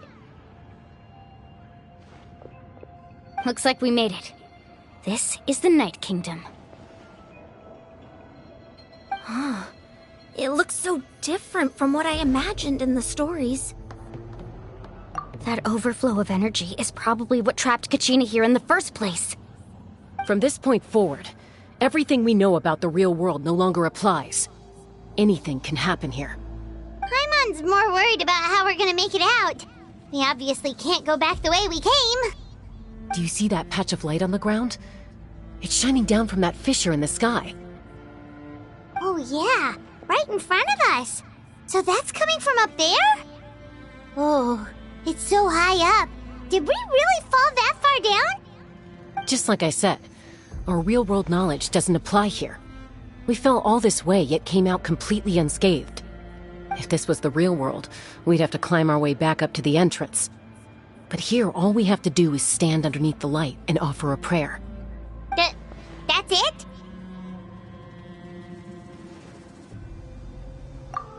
Right. We still got a job to do. So that means all we need to do is find Kachina and bring her to this location. Exactly. This light is streaming in from the real world. It's a link between the two realms. The terrain looks difficult to navigate, and the visibility's not great either. How are we supposed to find Kachina in these conditions? Yeah, these floating black things don't look super friendly either. Those are all manifestations of abyssal power. Be careful. Ghost! A talking ghost! Calm down, I'm here to help. You're the ones who helped Vichama, right? Yes, I'm Vichama's friend, Malco. I was completely lost to this realm until I sensed a mysterious power calling out to me. It's like it was seeking me out, attempting to reassemble the pieces of who I used to be. Of course, it could only do so much. I'm sorry I can only appear before you in this imperfect form. No, we should be the ones apologizing. If the Spirit Speaker Stone hadn't become corrupted by the Abyss, we could have done much more. But we had to destroy it. Otherwise, Vichama and his tribe would have been in danger. Of course. Thank you for protecting him. I never imagined that, even after all these years, he'd still take such a risk for me. Under the power of the stone, it felt like our souls were connected. Turns out even our regrets were exactly the same. Whether in triumph or death, you want your best friend by your side. Exactly. That may not be in the cards for us, but it's not too late for you. You're looking for a young girl from the Children of Echoes, right? She's being chased by an embodiment of abyssal power. I'd like to help her while I'm still in this form, so follow me. Be careful. This place has been severely corroded by the Abyss. Paimon didn't realize it had gotten this bad. It's like a seething volcano ready to engulf our world at any moment. Ouch! Get back here! You can't go wandering. Stick close to me. My power will be able to ward off attacks for the time being.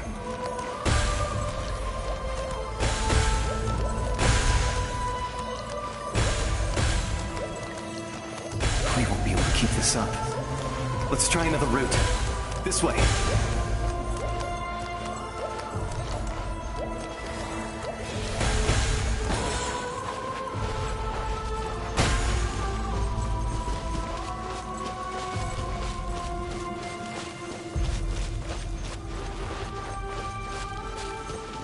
Not good.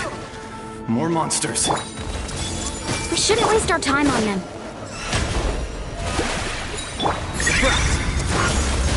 Positions.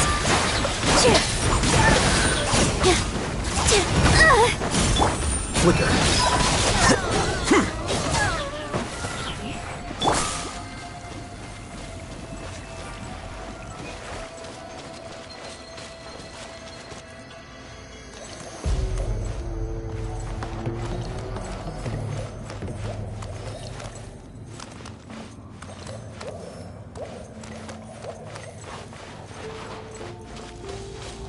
Oh, Paimon can't see anything! It's easy to get lost here. Just stick close.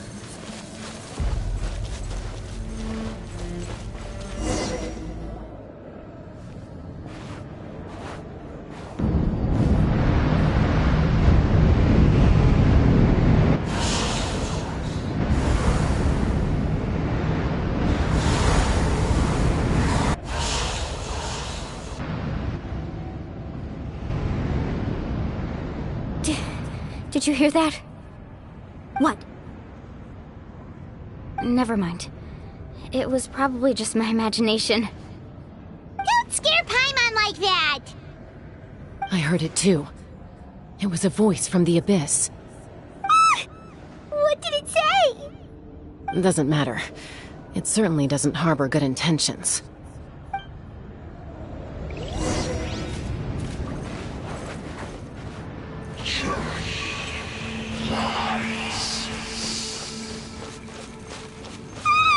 Paimon just heard it too! Let's keep going. Paimon wants to get out of this place!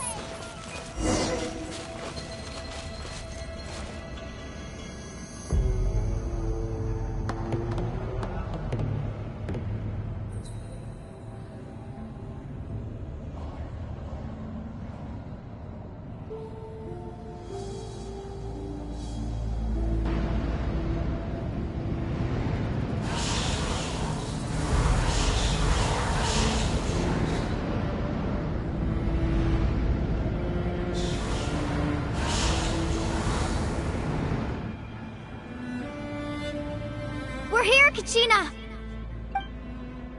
Honey? You made it! Looks like our reunion will have to wait until we take care of these monsters. Good idea. Let's go!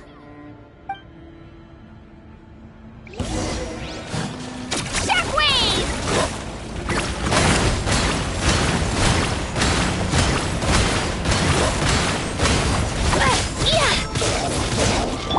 May I present? Make yourselves at home.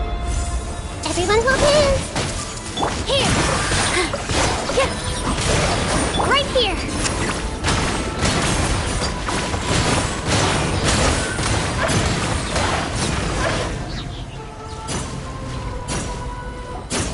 You're here. You're finally here. Thank you so much. That monster can appear from anywhere. It almost caught me a bunch of times. The Wyap's power helped keep me hidden, so I just tried to stay out of sight until you got here. Had a girl. You did so well. And most importantly, you weren't hurt. Should we start heading back then? Actually, I have a request. Will you come visit the Wyap with me? I can't exactly put it into words, but something's wrong with the Ode of Resurrection. And I know it has something to do with the contamination from the Abyss. That was the Pyro Archon's theory as well. Everything we've seen here certainly seems to back it up. In the Night Kingdom, there are 6 main totem poles representing the Wyap of each tribe. You can think of them like the body of each Wyap. Additional totem poles, like the ones around here, serve as proxies to which the Wyap can extend their consciousness. There are countless proxies scattered around the Night Kingdom. Through them, the Wyap can extend their consciousness over the entire realm and track down souls no matter where they roam. But if a proxy were to become severely contaminated, then a soul could become lost within the Night Kingdom. Judging by the current situation, I don't think we're dealing with just one contaminated proxy. Even if we could drive back the abyssal power from one of them, that probably wouldn't even put a dent in the problem. Still, we can't just leave the Wyap to suffer. It's protected me this whole time. I agree. We might even manage to draw out the monster that's been hunting Kachina. Getting rid of the monster might slow down the deterioration of the Night Kingdom.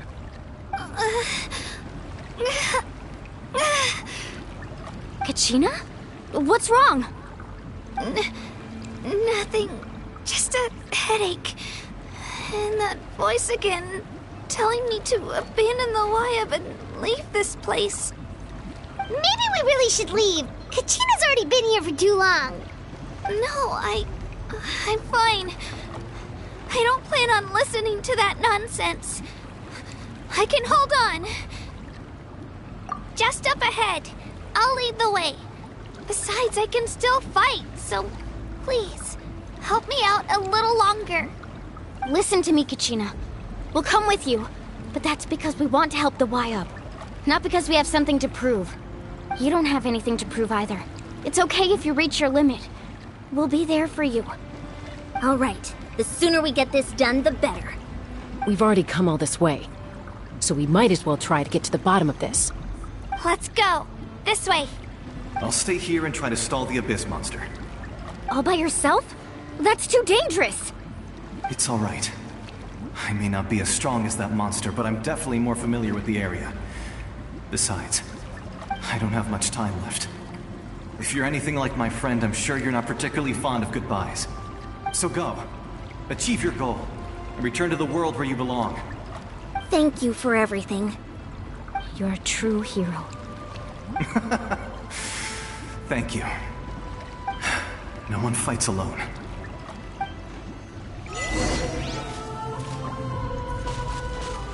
Does your head still hurt? Let me help you walk. I'm fine. You should know I'm made of stronger stuff than that.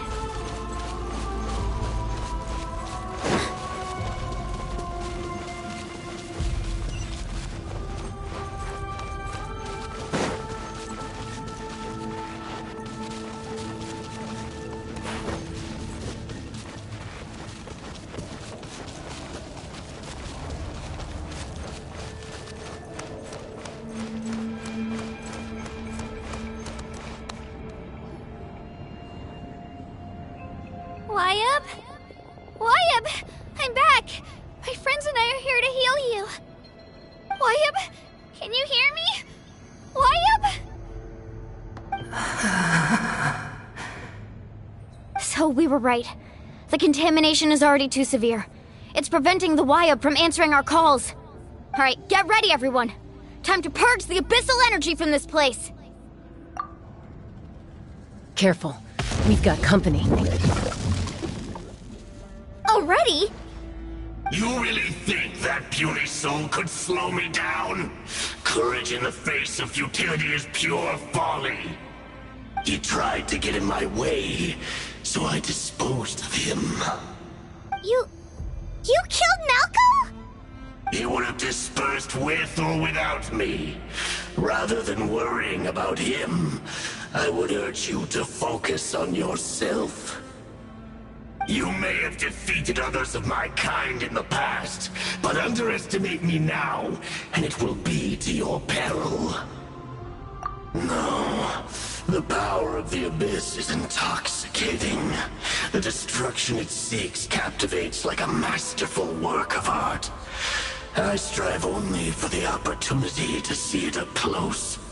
I thought this naive little girl was an exception, but it turns out humanity is full of lambs willing to offer themselves up to the slaughter. That is the tragedy of your short lives. You understand nothing of all-encompassing power.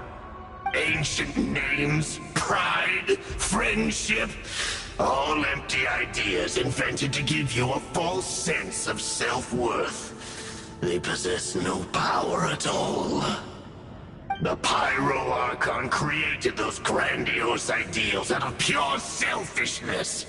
Anything to avoid sharing power. Anything to avoid handing over the primordial gift to ordinary people like you.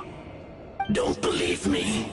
Then ask yourself, why is the Pyro Archon strong beyond measure, while you, Kachina, remain so pathetically weak? Kachina! Give me your hand.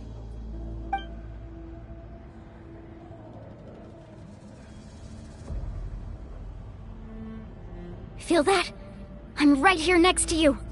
Thanks, Moalani. You're right. I have nothing to fear. Because I'm not alone anymore. You're right. Maybe comforting ideals don't have any power. But you also couldn't be more wrong. You've never had to work for your own strength, so you will never understand the true source of our power.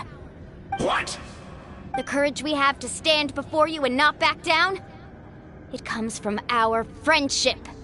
The power lies not in the ideal itself, but in our commitment to upholding that ideal, and in our decision to stand together and fight! Well said! Let's go, Kachina. It shouldn't take more than two of us to handle an enemy like this. Sorry in advance, but you deserve what's coming to you! There aren't many in Natlan who can beat us when we're together. It's time he got a taste of that kind of power. From the athlete to this world. Let's shred, Sharky! Let's ride! Is the time of life coming? Right here! Drilling down! Revelation from on high! A glimpse of the future! Woohoo! Amazing! Right.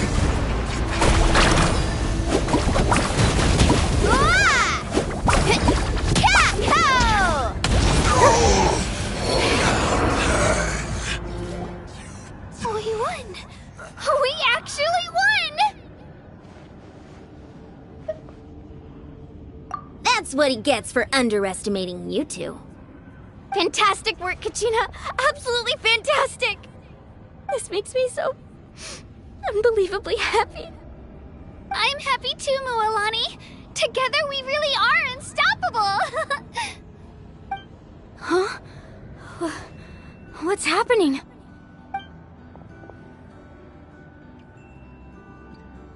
My ancient name is glowing?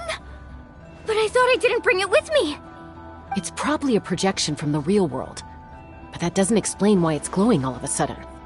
Wait, does that mean you're...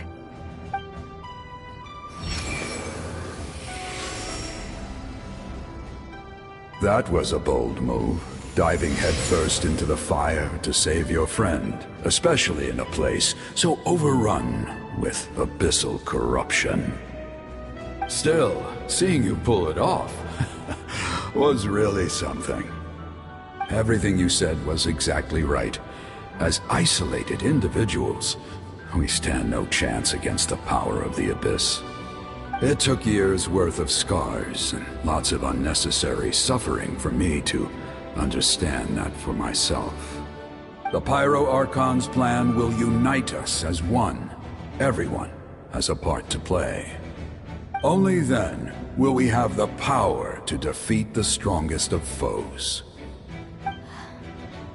Who are you? Tupac, a warrior from the people of the Springs. I fought against the Abyss during the invasion 500 years ago. I've heard that name before. You were the giant who saved all of Natlan. Since you were able to awaken my words from your ancient name, that means you have fully embodied the aspirations of the Wayab. Under the name Umoja, you shall unite the tribes and save Natlan from its impending doom. Me? As long as blood still runs through your veins, even the tiniest spark of steel against stone can ignite a flame. Its blaze will become one with our vision for Natlan. Even amid everlasting darkness, our bonds remain eternal.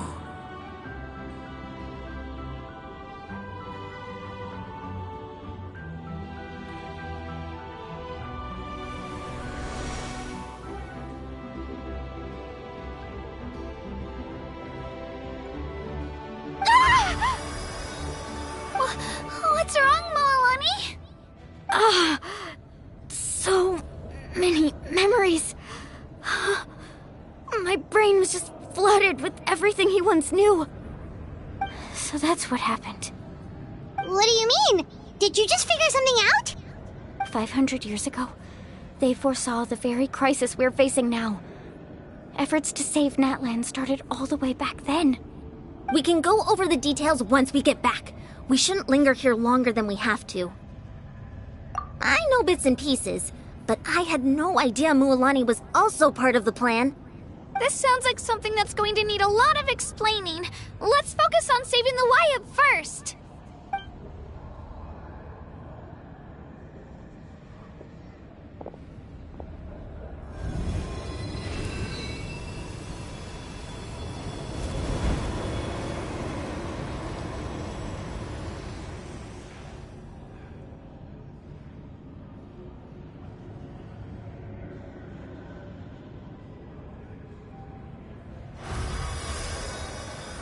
Okay, that should be enough. Why up? Can you hear me?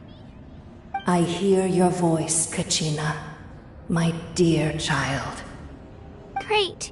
Well then, I'm afraid it's time to say goodbye.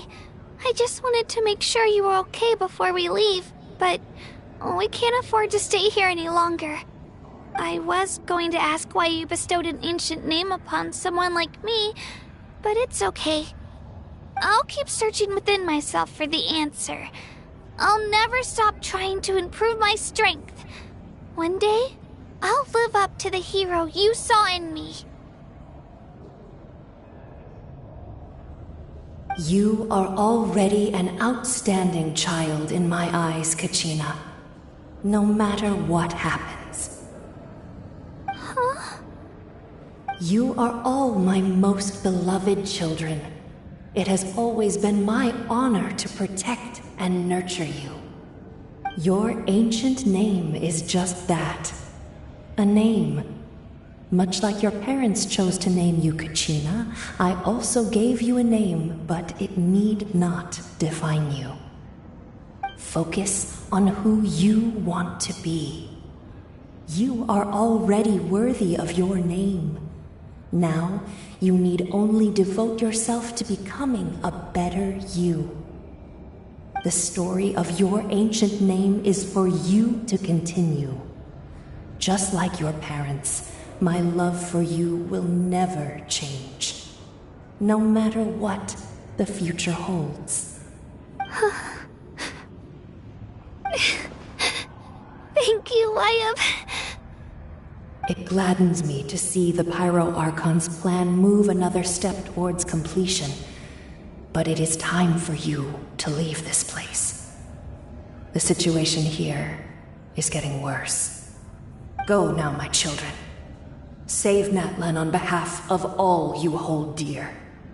I know we've never met before, Wyatt, but I just wanted to say thank you for encouraging Kachina. It was exactly what she needed to hear. Whoa! What's going on? An earthquake? We're out of time. It's the power of the Abyss. Quick, we need to run!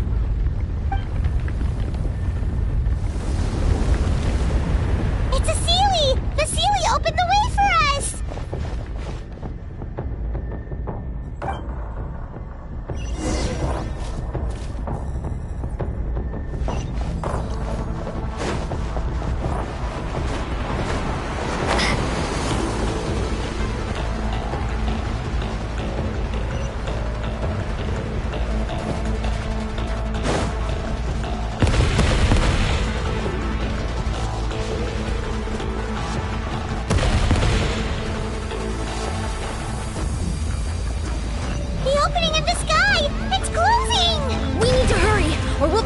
Here!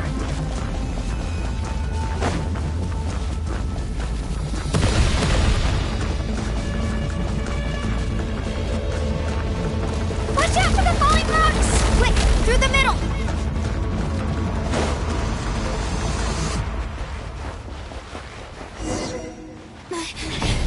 Come on, faster! We'll never make it!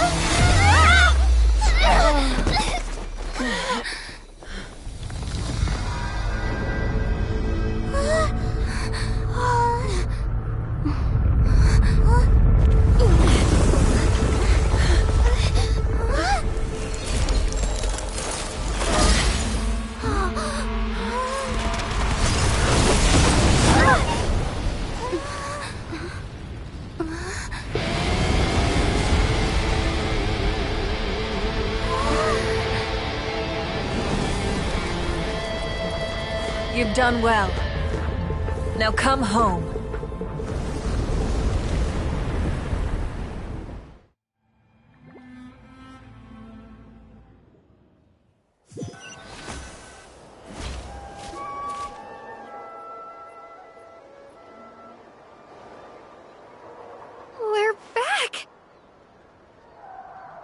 The Pyro Archon saved us.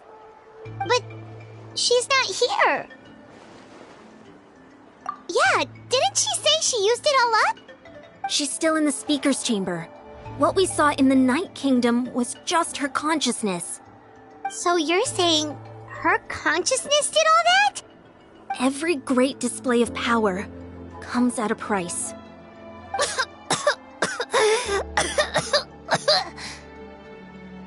You must feel terrible, Kachina. Just hold on. We'll get you to a doctor soon. Let's get back to the stadium. The Pyro Archon said she'd have a doctor waiting for us. I recommend getting a full checkup, just to make sure no damage gets left behind. Paimon feels okay. What about you, Traveler? Right. You always seem to do pretty well against the Abyss. Let's get going. We need to share what we learned in the Night Kingdom as well. Right. The Wyatt mentioned something about the Pyro Archon's plan. What is it exactly? I'll let her explain everything. We're all a part of the plan now. Every move we make from here on out will decide Natlan's ultimate fate.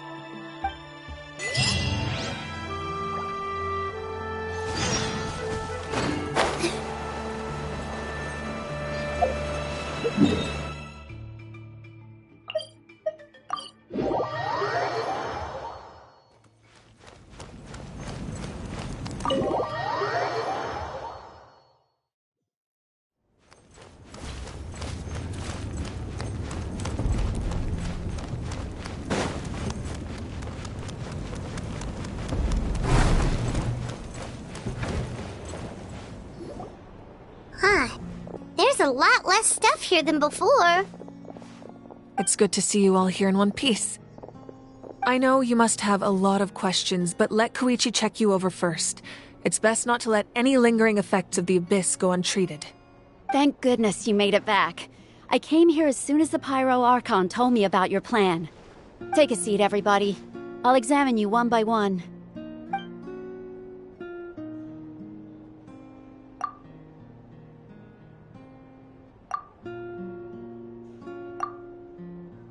All right, that should do it for now. But just to be safe, I'll perform another checkup in a couple of days. I have to say, though, I've never seen anyone react to the Abyss like you, Traveler. It's like you're completely immune to its power. She's always been special like that. She can even purify its power. Wait, now that you mention it, Paimon doesn't think she's affected either. Given the current situation, that ability will likely play a great role in the events to come. Of course. I still have patients to see, so I'll head out. Thank you, Koichi. All right. We might not see eye to eye, but we both had good intentions. Just give it time. I'm sure we'll figure things out between us one day. Yeah. All right. There's so much to discuss, I don't even know where to begin. You've seen it for yourselves now. The devastation in the Night Kingdom. I'll get straight to the point. Natlan is on the verge of destruction. It's very possible our nation has less than a year before total devastation. Huh? No. That can't be true, can it? That's right. But I've only ever disclosed that fact to the handful of people working with me to save this nation. Our looming destruction is not a recent development, but the inevitable conclusion of the disaster the Abyss initiated 500 years ago. Mualani told us a little bit about that. 500 years ago, all the nations of Teyvat were invaded by the Abyss. Unlike the other nations, Natlan never had stable and deep-rooted ley lines, so we suffered the worst of the invasion. The battle against the Abyss was exceedingly long and brutal. In the end, victory came at the cost of our civilization and countless lives. Even then, it took centuries of solving the disasters caused by the Abyss to finally achieve the peace we know today. And still, this is but a superficial victory. The forces of the Abyss have merely been driven back underground. Their threat to Natlan remains as real as ever. I'd never have guessed. The problems plaguing the Night Kingdom are all the more complicated because that realm is essentially functioning as Natlan's ley lines. Immediately after the war, our calculations estimated that we would have a maximum of 500 years before the Night Kingdom was completely lost to the Abyss. But at that time, we were a nation of the destitute. Our people no longer believed in victory, nor did they hold hope for the future. Our civilization was dying, our faith crumbling, and the line of power passed down from the Wayab nearly severed. If we didn't bring the nation back together, it would be foolish to even dream of defeating the Abyss in the future. So, the Archon had a long and involved discussion with the heroes of each tribe, and finally came up with a 500-year-long plan to save Natlan. So that's what happened. After finding Kachina, I encountered a strange figure who gave me a series of new memories. Since the plan was mentioned in those memories, I guess I've been chosen to play an important role in it. But there's still something I don't understand. Those memories showed me the Pyro Archon from back then. And it was you. Huh? But that doesn't make any sense! The Pyro Archon is supposed to be human. It's impossible for a human to live that long. That's right. The hardest thing for humans to overcome has always been time, or rather, the natural limitations of our lifespan. A god can extend a human's life by using a certain amount of divine power, or subjecting them to a curse. But, as we all know, Natlan doesn't have gods like that. We can only rely on our own methods. A human life is like a flame destined to be extinguished. 500 years ago, I placed my life within the sacred flame. Only by dying before my time could I have the chance to wake up again. So, in other words, this is your second life? Yes. We only managed to defeat the Abyss all those years ago because the tribes came together as one. If the Natlan of the future was to have a fighting chance, the Pyro Archons that came after the war had to rebuild the decimated tribes. The goal was to reunite the people and restore the strength of each tribe's Wayab.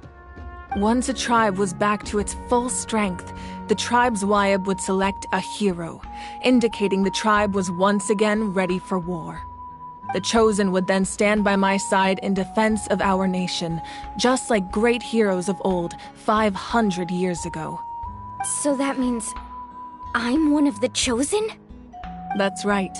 You bear the ancient name Umoja, the same one held by the hero from your tribe 500 years ago. It means unity. After your adventure in the Night Kingdom, I trust you've come to fully understand the meaning of that name. So in other words, you always knew who the Wayab were going to pick from each tribe? Yes. According to the plan, each tribe was supposed to have been fully restored by the time I awoke. But something went wrong along the way. The 6 heroes successfully inherited the ancient names from 500 years ago, but the intel regarding the plan wasn't passed on to them. Once again, it comes down to the deterioration of the Night Kingdom. Communication between the Sacred Flame and the Wayab has been blocked. Just like how the Ode of Resurrection failed to bring Kachina back. Exactly. It's just another tactic the Abyss is using against us. The Abyss may not possess intelligence, but its methods certainly aren't easy to counter. If we want to unblock that information from being passed on, my presence alone isn't enough. The ancient name-bearer must establish a greater connection to their name. So, I've tried my best to help them from the sidelines. Currently, Shilonin of the Children of Echoes, Kinich of the Scions of the Canopy, and Iansan of the Collective of Plenty have all been acknowledged by their names. During your adventure, you too earned the acknowledgement of your Wayab, Mualani. In the process, you gained the memories stored within your name. But we have less than a year! Yes, but we have no choice. We cannot start the plan until all the heroes have been gathered. That's also why I haven't been able to take action despite the urgency of the situation. But if you knew this whole time, why didn't you just tell me about my role in all this? Wouldn't that make everything go a lot faster? Perhaps, but the opposite could also be true. Knowing your destiny too early could mean failing to realize your full potential. Just like your determination to save Kachina, I hope your commitment to this endeavor comes from your own strength of will, rather than a sense of obligation. So I suppose you're not going to tell us who the final two heroes are then? That's right. Their time is yet to come. Putting pressure on them beforehand will only hinder their development. I can only trust in the judgment of the Wyab. I have never believed I could solve this crisis alone. In fact, it was precisely because I chose to trust and rely on others that we managed to get this far. Natlan's salvation lies not in its Archon or any singular individual, but in us all. You're quite perceptive, aren't you? I thought I might get away with avoiding the topic. Huh? Oh, right! All the stuff you stored here before, where did it all go? Even though I sacrificed my power, I still needed a contingency plan to ensure you would make it back from the Night Kingdom. After all, I was the one who allowed you to take that risk, and Mualani has an important role to play in my plan. In addition to their sentimental value, the items I stored here held a much more important purpose: fuel. Fuel? Ah, so back then, that's why you... Yes. The stories embodied by those items are certainly important, but there's an even more significant trait they all share. Every item belonged to a hero of Natlan. Over time, they became imbued with a certain amount of contending fire from being carried in battle. On their own, each item's power is limited, but together their combined effect can prove quite useful in a dire situation. By burning those items, I was able to activate the contending fire stored within them to open the boundary between the two worlds. It was a rather crude approach, so all their power was depleted in an instant, as you can see. But weren't they all precious treasures? What about their stories? That's exactly why I dragged you all here. No matter what, I never wanted the Pyro Archon to have to use that power. Oh, I'm so sorry. You have nothing to be sorry for. You all deserve my thanks, actually. If you hadn't saved the totem pole, that area of the Night Kingdom would have been forever lost to the Abyss. And then, it would only be a matter of time before the Children of Echoes was met with disaster. Besides, when those heroes entrusted their belongings to me, or the Pyro Archon of their time, it was out of a desire to contribute to Natlan's survival. If they knew those items helped save the present-day heroes of Natlan, they would not mourn their loss. Even when you put it that way, I still feel bad. There's no need. Remember what I told you about time? The people and the events of the past are never truly lost to us. We simply carry them with us in a different form. In that sense, we didn't lose anything at all. If you still have regrets, let them fuel your resolve in the battles to come.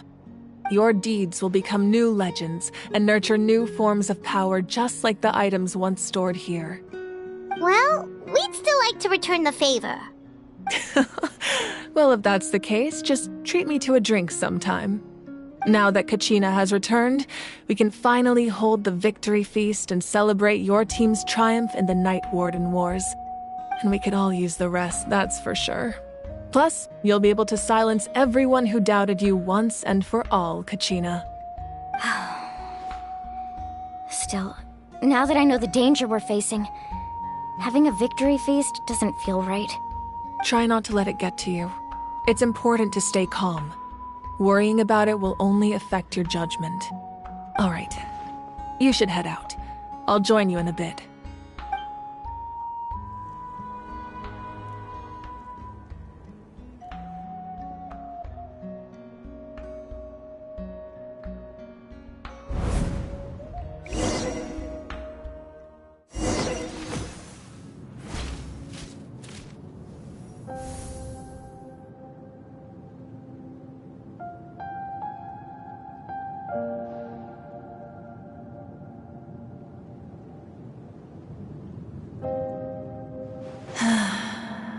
When I was young, I used to sit by the hot springs and listen to the stories of warriors from all over Natlan.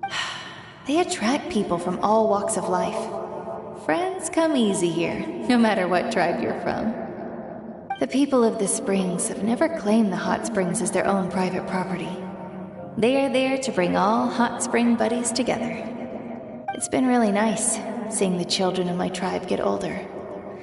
It's helped me gradually understand the true value of the springs. I've witnessed their energy, their determination, their absolute passion for life. Even when they cause trouble, I never managed to hold on to my anger for long. It's unbelievable how quickly they worm their way back into my good graces. I'm certain Mualani will become a great warrior when she grows up. She possesses infinite potential. I can see it. One day, when I'm no longer in fighting form, I'll come here and tell stories to all the children, just like those warriors did for me. So, you better get busy, Pyro Archon, or I'll end up running out of stories.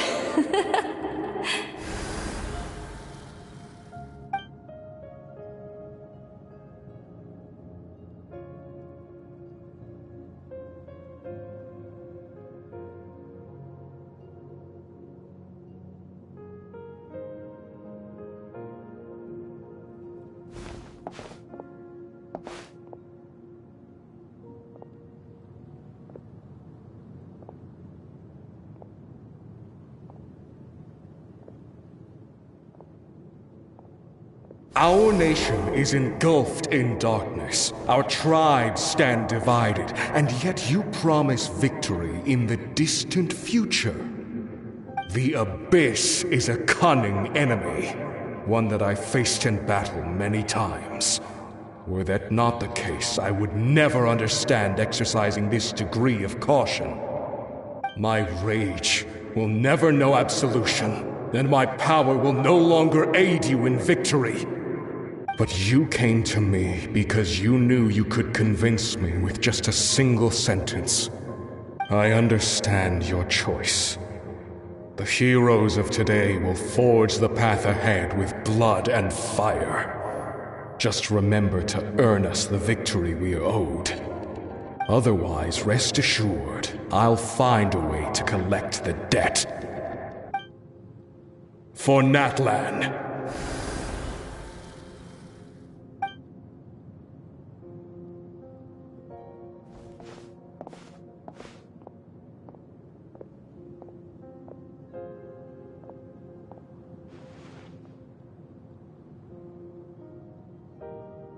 So, you're gonna head 500 years in the future to serve as the Pyro Archon again? But what about the you from right now? You're just gonna die? You can't ask her those questions and expect her to answer, my dear. The decision is hers to make, and she deserves our support. We will do everything we can to rebuild the tribes. Don't you worry. Even across time, we will all do our part to fight for Natlan's future. Yeah, Mom's right. We'll always believe in you, sis. Oh, seriously though, Dad should be here. Where is he? I imagine he didn't know what to say, so he chose not to come at all. Don't take it to heart, my dear. That's just who he is. Just remember, no matter what happens in the future, we will always love you.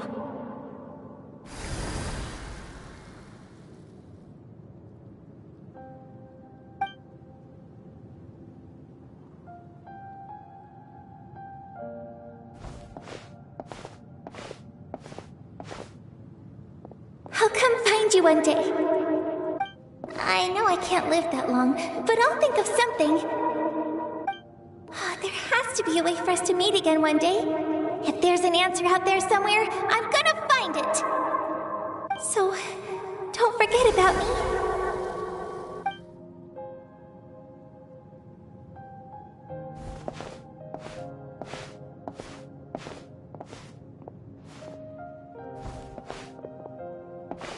that's your decision, then you have my full support, Archon. May our children live to see such a lovely son. For Natlan! No one fights alone.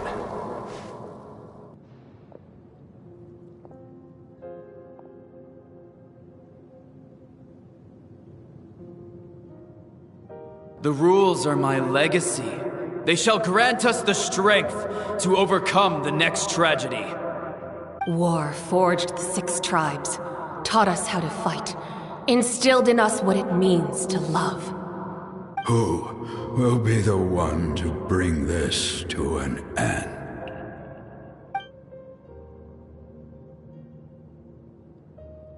We are the inheritors of memory and legend. Those who grew alongside sun and wind. Those who forged our own destiny and future.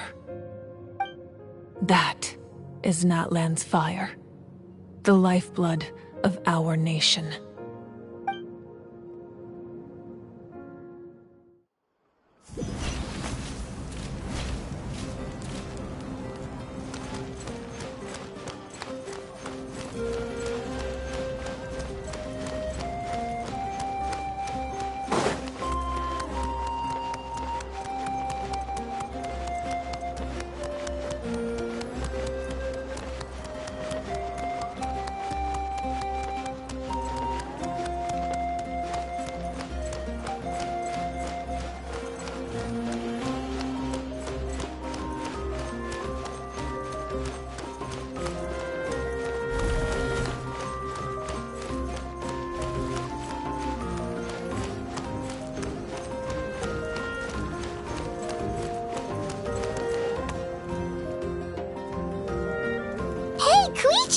You here for the victory feast too?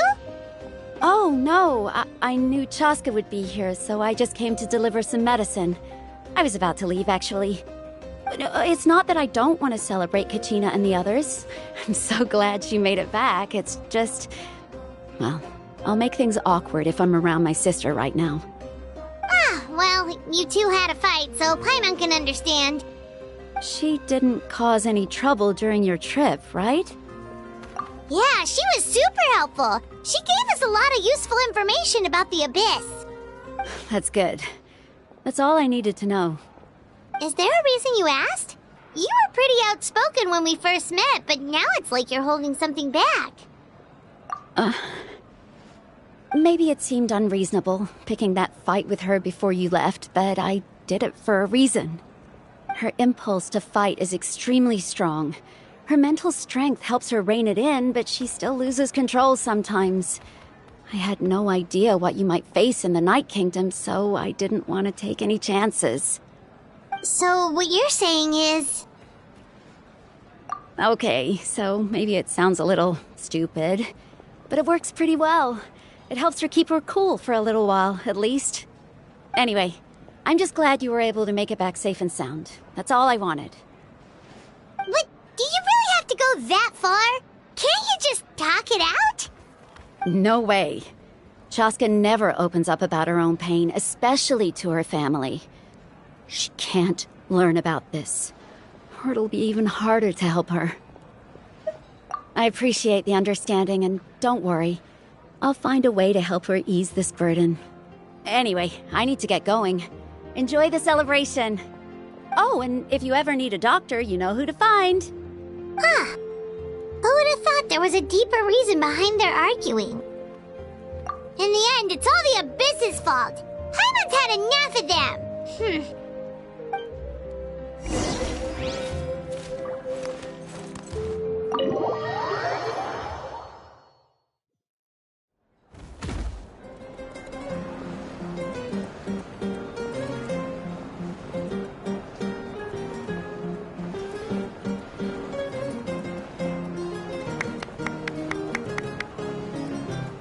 Let's give a huge round of applause to our brave young warrior, Kachina!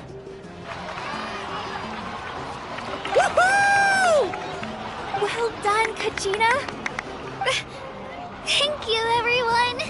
I'm so glad I finally made it.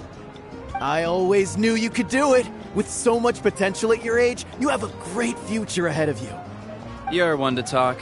Don't think I didn't know you were the first person to abandon your team. I'll be dealing with you when we get back. I had no choice. My friend invited me. I couldn't just say no. Oh, really? So you weren't just trying to get ahead in the first round? I wasn't, I swear. I just happened to find that bearer injured in the wild, so I stopped to bandage his wounds. When he insisted on repaying the favor, what was I supposed to do? I'm just one person. I figured Kachina would have no trouble replacing me. But the fact of the matter is that after your departure, everyone else started thinking about swapping teams too. I'm really sorry, Kachina. It was wrong of us to abandon you like that. It's amazing that you still made it all the way through to the Night Warden Wars. That's the highest honor. So, what about you guys? Did you make it far? Our team captain drank too much the night before the competition and turned up late to the stadium on the day. We got disqualified. Serves you all right. No sympathy for me. Alright. There's no need to be like that, Uncle Pakal. Dear friends, I'd like to say a few words. Firstly, I'm grateful to my friends and our great Archon for helping to bring me back. This traveler and her companion Paimon are some of the strongest people I've ever met. If they were allowed to participate in the pilgrimage, I have no doubt that they'd win the whole thing. They've agreed to let me learn from them. With their help, I believe I can become even stronger still. And let's not forget my good friends, Moalani, Chaska, Kanich, and Ayan-san. They all helped the Traveler and Paimon figure out a way to bring me back from the Night Kingdom. They too deserve to be called our heroes, so please give another round of applause for them. Thank you so much. Well said! I'll drink to that. How does it feel being a hero, Kachina? To be honest, it's a bit overwhelming. It all just feels so surreal. Well, you better get used to it. Next up, undefeated champion! Hey, please don't make fun of me.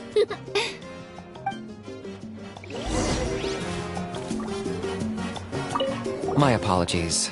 I knew more than I let on. Everything comes at a price, and most heroes aren't people who set out to become a hero.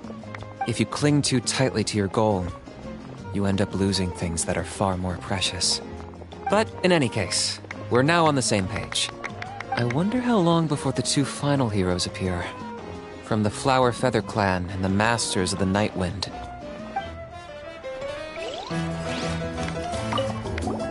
I've been through so much all at once. Everything still kind of feels like a dream. Are you still feeling unwell? Nope, all better now. I told you I bounced back pretty quick, so don't worry about me. I bet you guys must be tired, though. Make sure you get some good rest tonight. You gotta recharge so you'll be in the mood to have fun.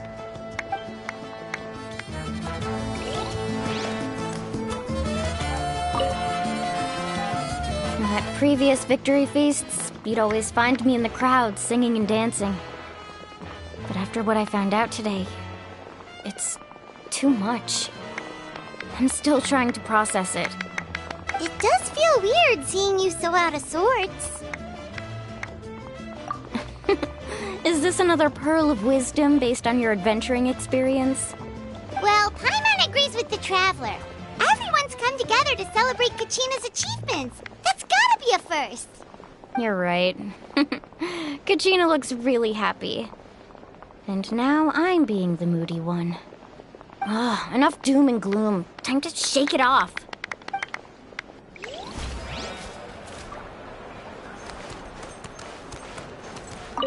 It cost us a lot, but we got Kachina back safely, and that's what matters.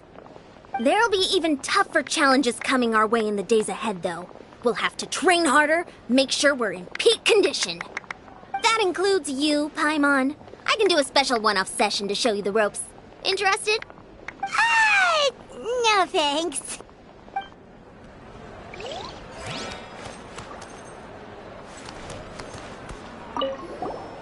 I've been through so much all at once. Everything still kind of feels like a dream. Are you still feeling unwell? Nope, all better now.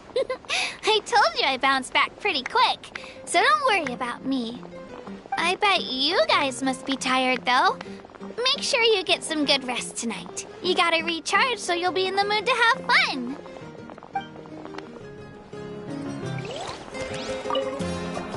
All right, Kachina, let's party! I'm a little embarrassed. Don't be. Come on, you're the star of the show today.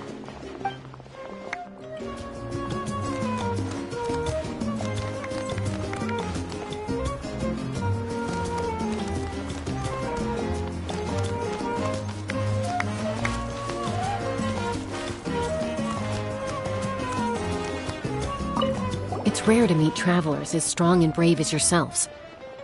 I raised my glass to you. Anyway, my sister's already gone back to our tribe. She has patients to treat.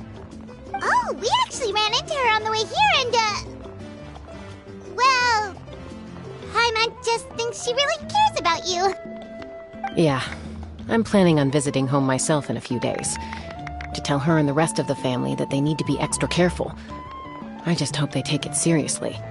The Abyss has likely sensed your arrival in Natlan by now.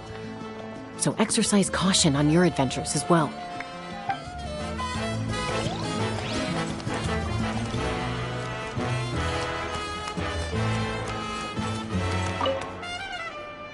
Ah, you're here. Have some fruit juice. I got it specially for you two. How did you know? That's Paimon's favorite! You look like you've still got questions. Ask away. Because they had their own lives to live. The thought of telling them, abandon your families and everyone you love, and come with me to the end of time, for in 500 years Natlan will be destroyed, it seemed too cruel. You could just as easily point out that everything in this world would come to an end eventually. But life is short, and beyond a point it just doesn't seem real. Imagine if I said, let's leave right now, and go save the sun because it'll flame out in a few million years. It would sound quite ridiculous. I couldn't make them shoulder that burden with me. Besides, every generation will have its heroes, this one included. The plan could still work without them. Or, of course, without me. But since I was the one who came up with the plan, I felt duty-bound to see it through to the end. Paimon's suddenly remembering that portrait in your room. Was that your family from back then? Yes, it was. So when you asked me who my sister grew up to be, the truth is that very little information survives. From what I've been able to piece together, I can conclude with a reasonable degree of confidence that she ended up as an architect and artist. She played an instrumental role in rebuilding the scions of the Canopy tribe, designing and building many houses. But of course, none of her buildings are around anymore. Still, it was an impressive achievement, and I'm very proud of her. You feel loss keenly. It seems to stir up feelings of regret in you.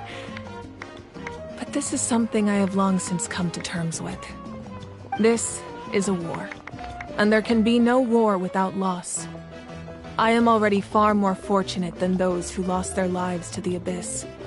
The people of Natlan look to me as their Archon, and the weight of their expectations is mine to bear. I must see our fate through to the very end, no matter what I may find there. Yeah, doesn't that mean the way everything ends has already been written, including your plan? I suppose, but so what? Don't forget, time takes many forms. The past, present, and future coexist, and all are equally important. Even if the future ends in destruction, there's still no reason to give up on the here and now.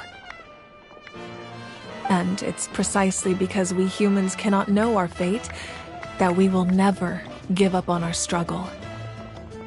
This is a pivotal moment. We are still 2 heroes short. Well, 3 to to be precise. There's one further hero who I'm hoping to get on my side, whatever it takes. Your resistance to the corrupting power of the Abyss is truly remarkable. It would easily make you an all-important figure in the upcoming battle. If you agree to join us, you will not only gain my full support in your journey, but I will also forge a brand new ancient name for you. Ancient names can be forged? They can. Several strict conditions must be met, but if they couldn't be forged at all, then the number of them in circulation would have long dwindled to 0. Possessing an ancient name would mean that your adventures in Natlan are recorded in full. Your stories would be remembered by our people for all the years to come. The Ode of Resurrection may have temporarily lost its power, but still, take this as my personal guarantee that I shall never let you fall. Just like in the Night Kingdom, I will be there for you. That is a promise I will fulfill at all costs. This nation always honors its heroes. Yeah, we can't just ignore the situation here. Wonderful. Then I'll reach out to Shilonen right away. She's the one who will forge the name. We've never forged an ancient name for an Outlander before, but I trust she'll find a way.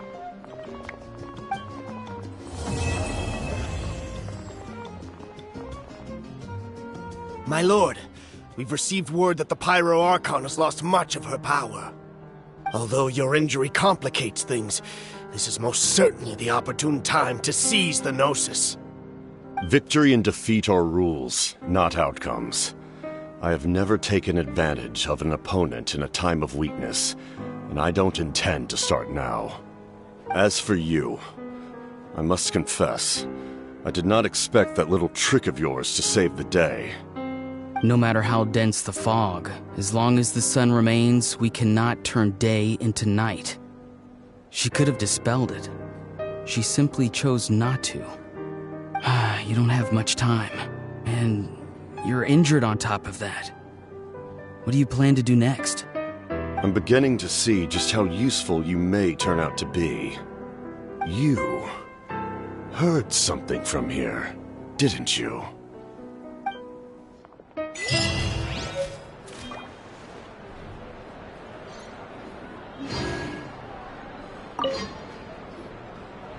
Oh, something else you'd like to ask? Well, our intel suggests he hasn't made any new movements yet. Although Kenichi's investigation helped us confirm that he's being aided by someone from the Masters of the Nightwind. I'm getting closer to narrowing down who that may be, but it's still unclear whether this person aided the captain out of willingness or coercion. If you learn anything about this during your adventures, please, let me know. Oh, something else you'd like to ask? The Abyss is the most formidable enemy in all of Teyvat. In the beginning, it took failure and tragedy to even begin to learn how to fight back. All of the methods you've seen in other nations were developed based on experience and insight passed down over generations. We know them to work, but few of us actually understand why. It's the same for the method we use here in Natlan. Ever since ancient times, elemental energy has been one of our most reliable weapons against the Abyss. As for the principles behind it, I'm afraid you might have to seek answers from someone older than the position of Pyro Archon itself. Oh, something else you'd like to ask? That also comes down to the long-standing effects of the Abyss. Our people's survival is inextricably tied to the Wyab, but their power has its limits. They cannot offer our people the same degree of protection outside our borders. In fact, people who do decide to leave often suffer from memory loss and emotional issues. Everyone in Natlan understands this. That's why our people never leave without a good cause. Even if someone is left with no choice, the chief of their tribe must seek approval with the Wyab to grant them leave. And the Wyab have always been very strict about granting that approval, since extending protection beyond our borders means consuming power reserved for our fight against the Abyss. Still, there's no need to worry. The Wyab extend their protection to all within Natlan, including visitors from afar. Oh, something else you'd like to ask?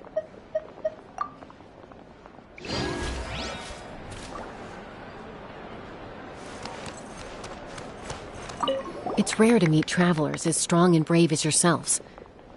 I raised my glass to you. Anyway, my sister's already gone back to our tribe. She has patients to treat. Oh, we actually ran into her on the way here and, well, Paimon just thinks she really cares about you.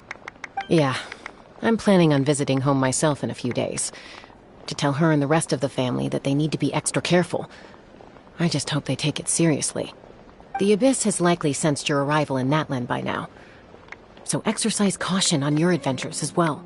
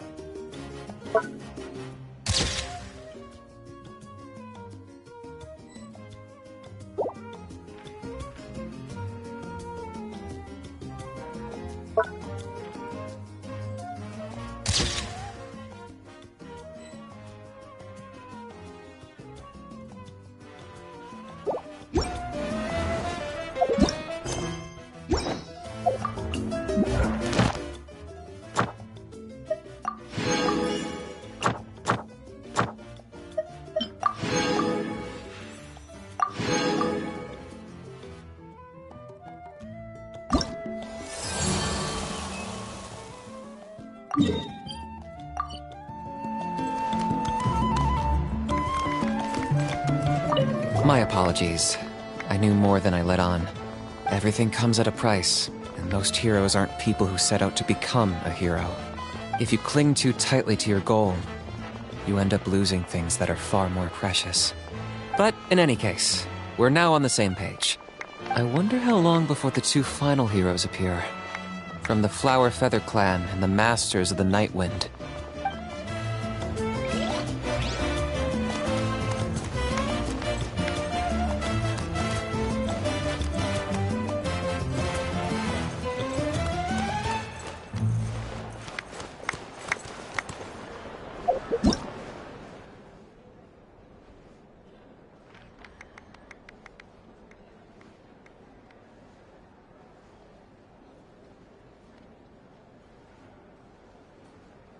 Relaxing days like this are nice. Let's take it easy.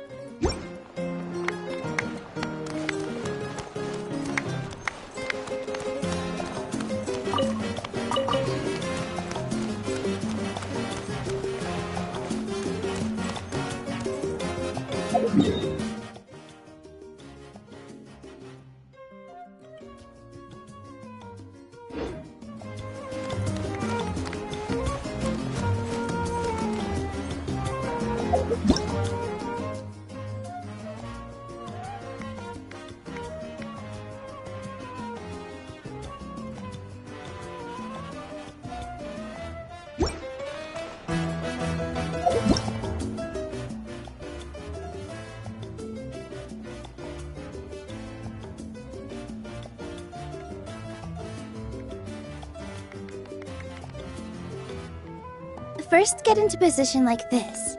Then move like that. Yep, That's it.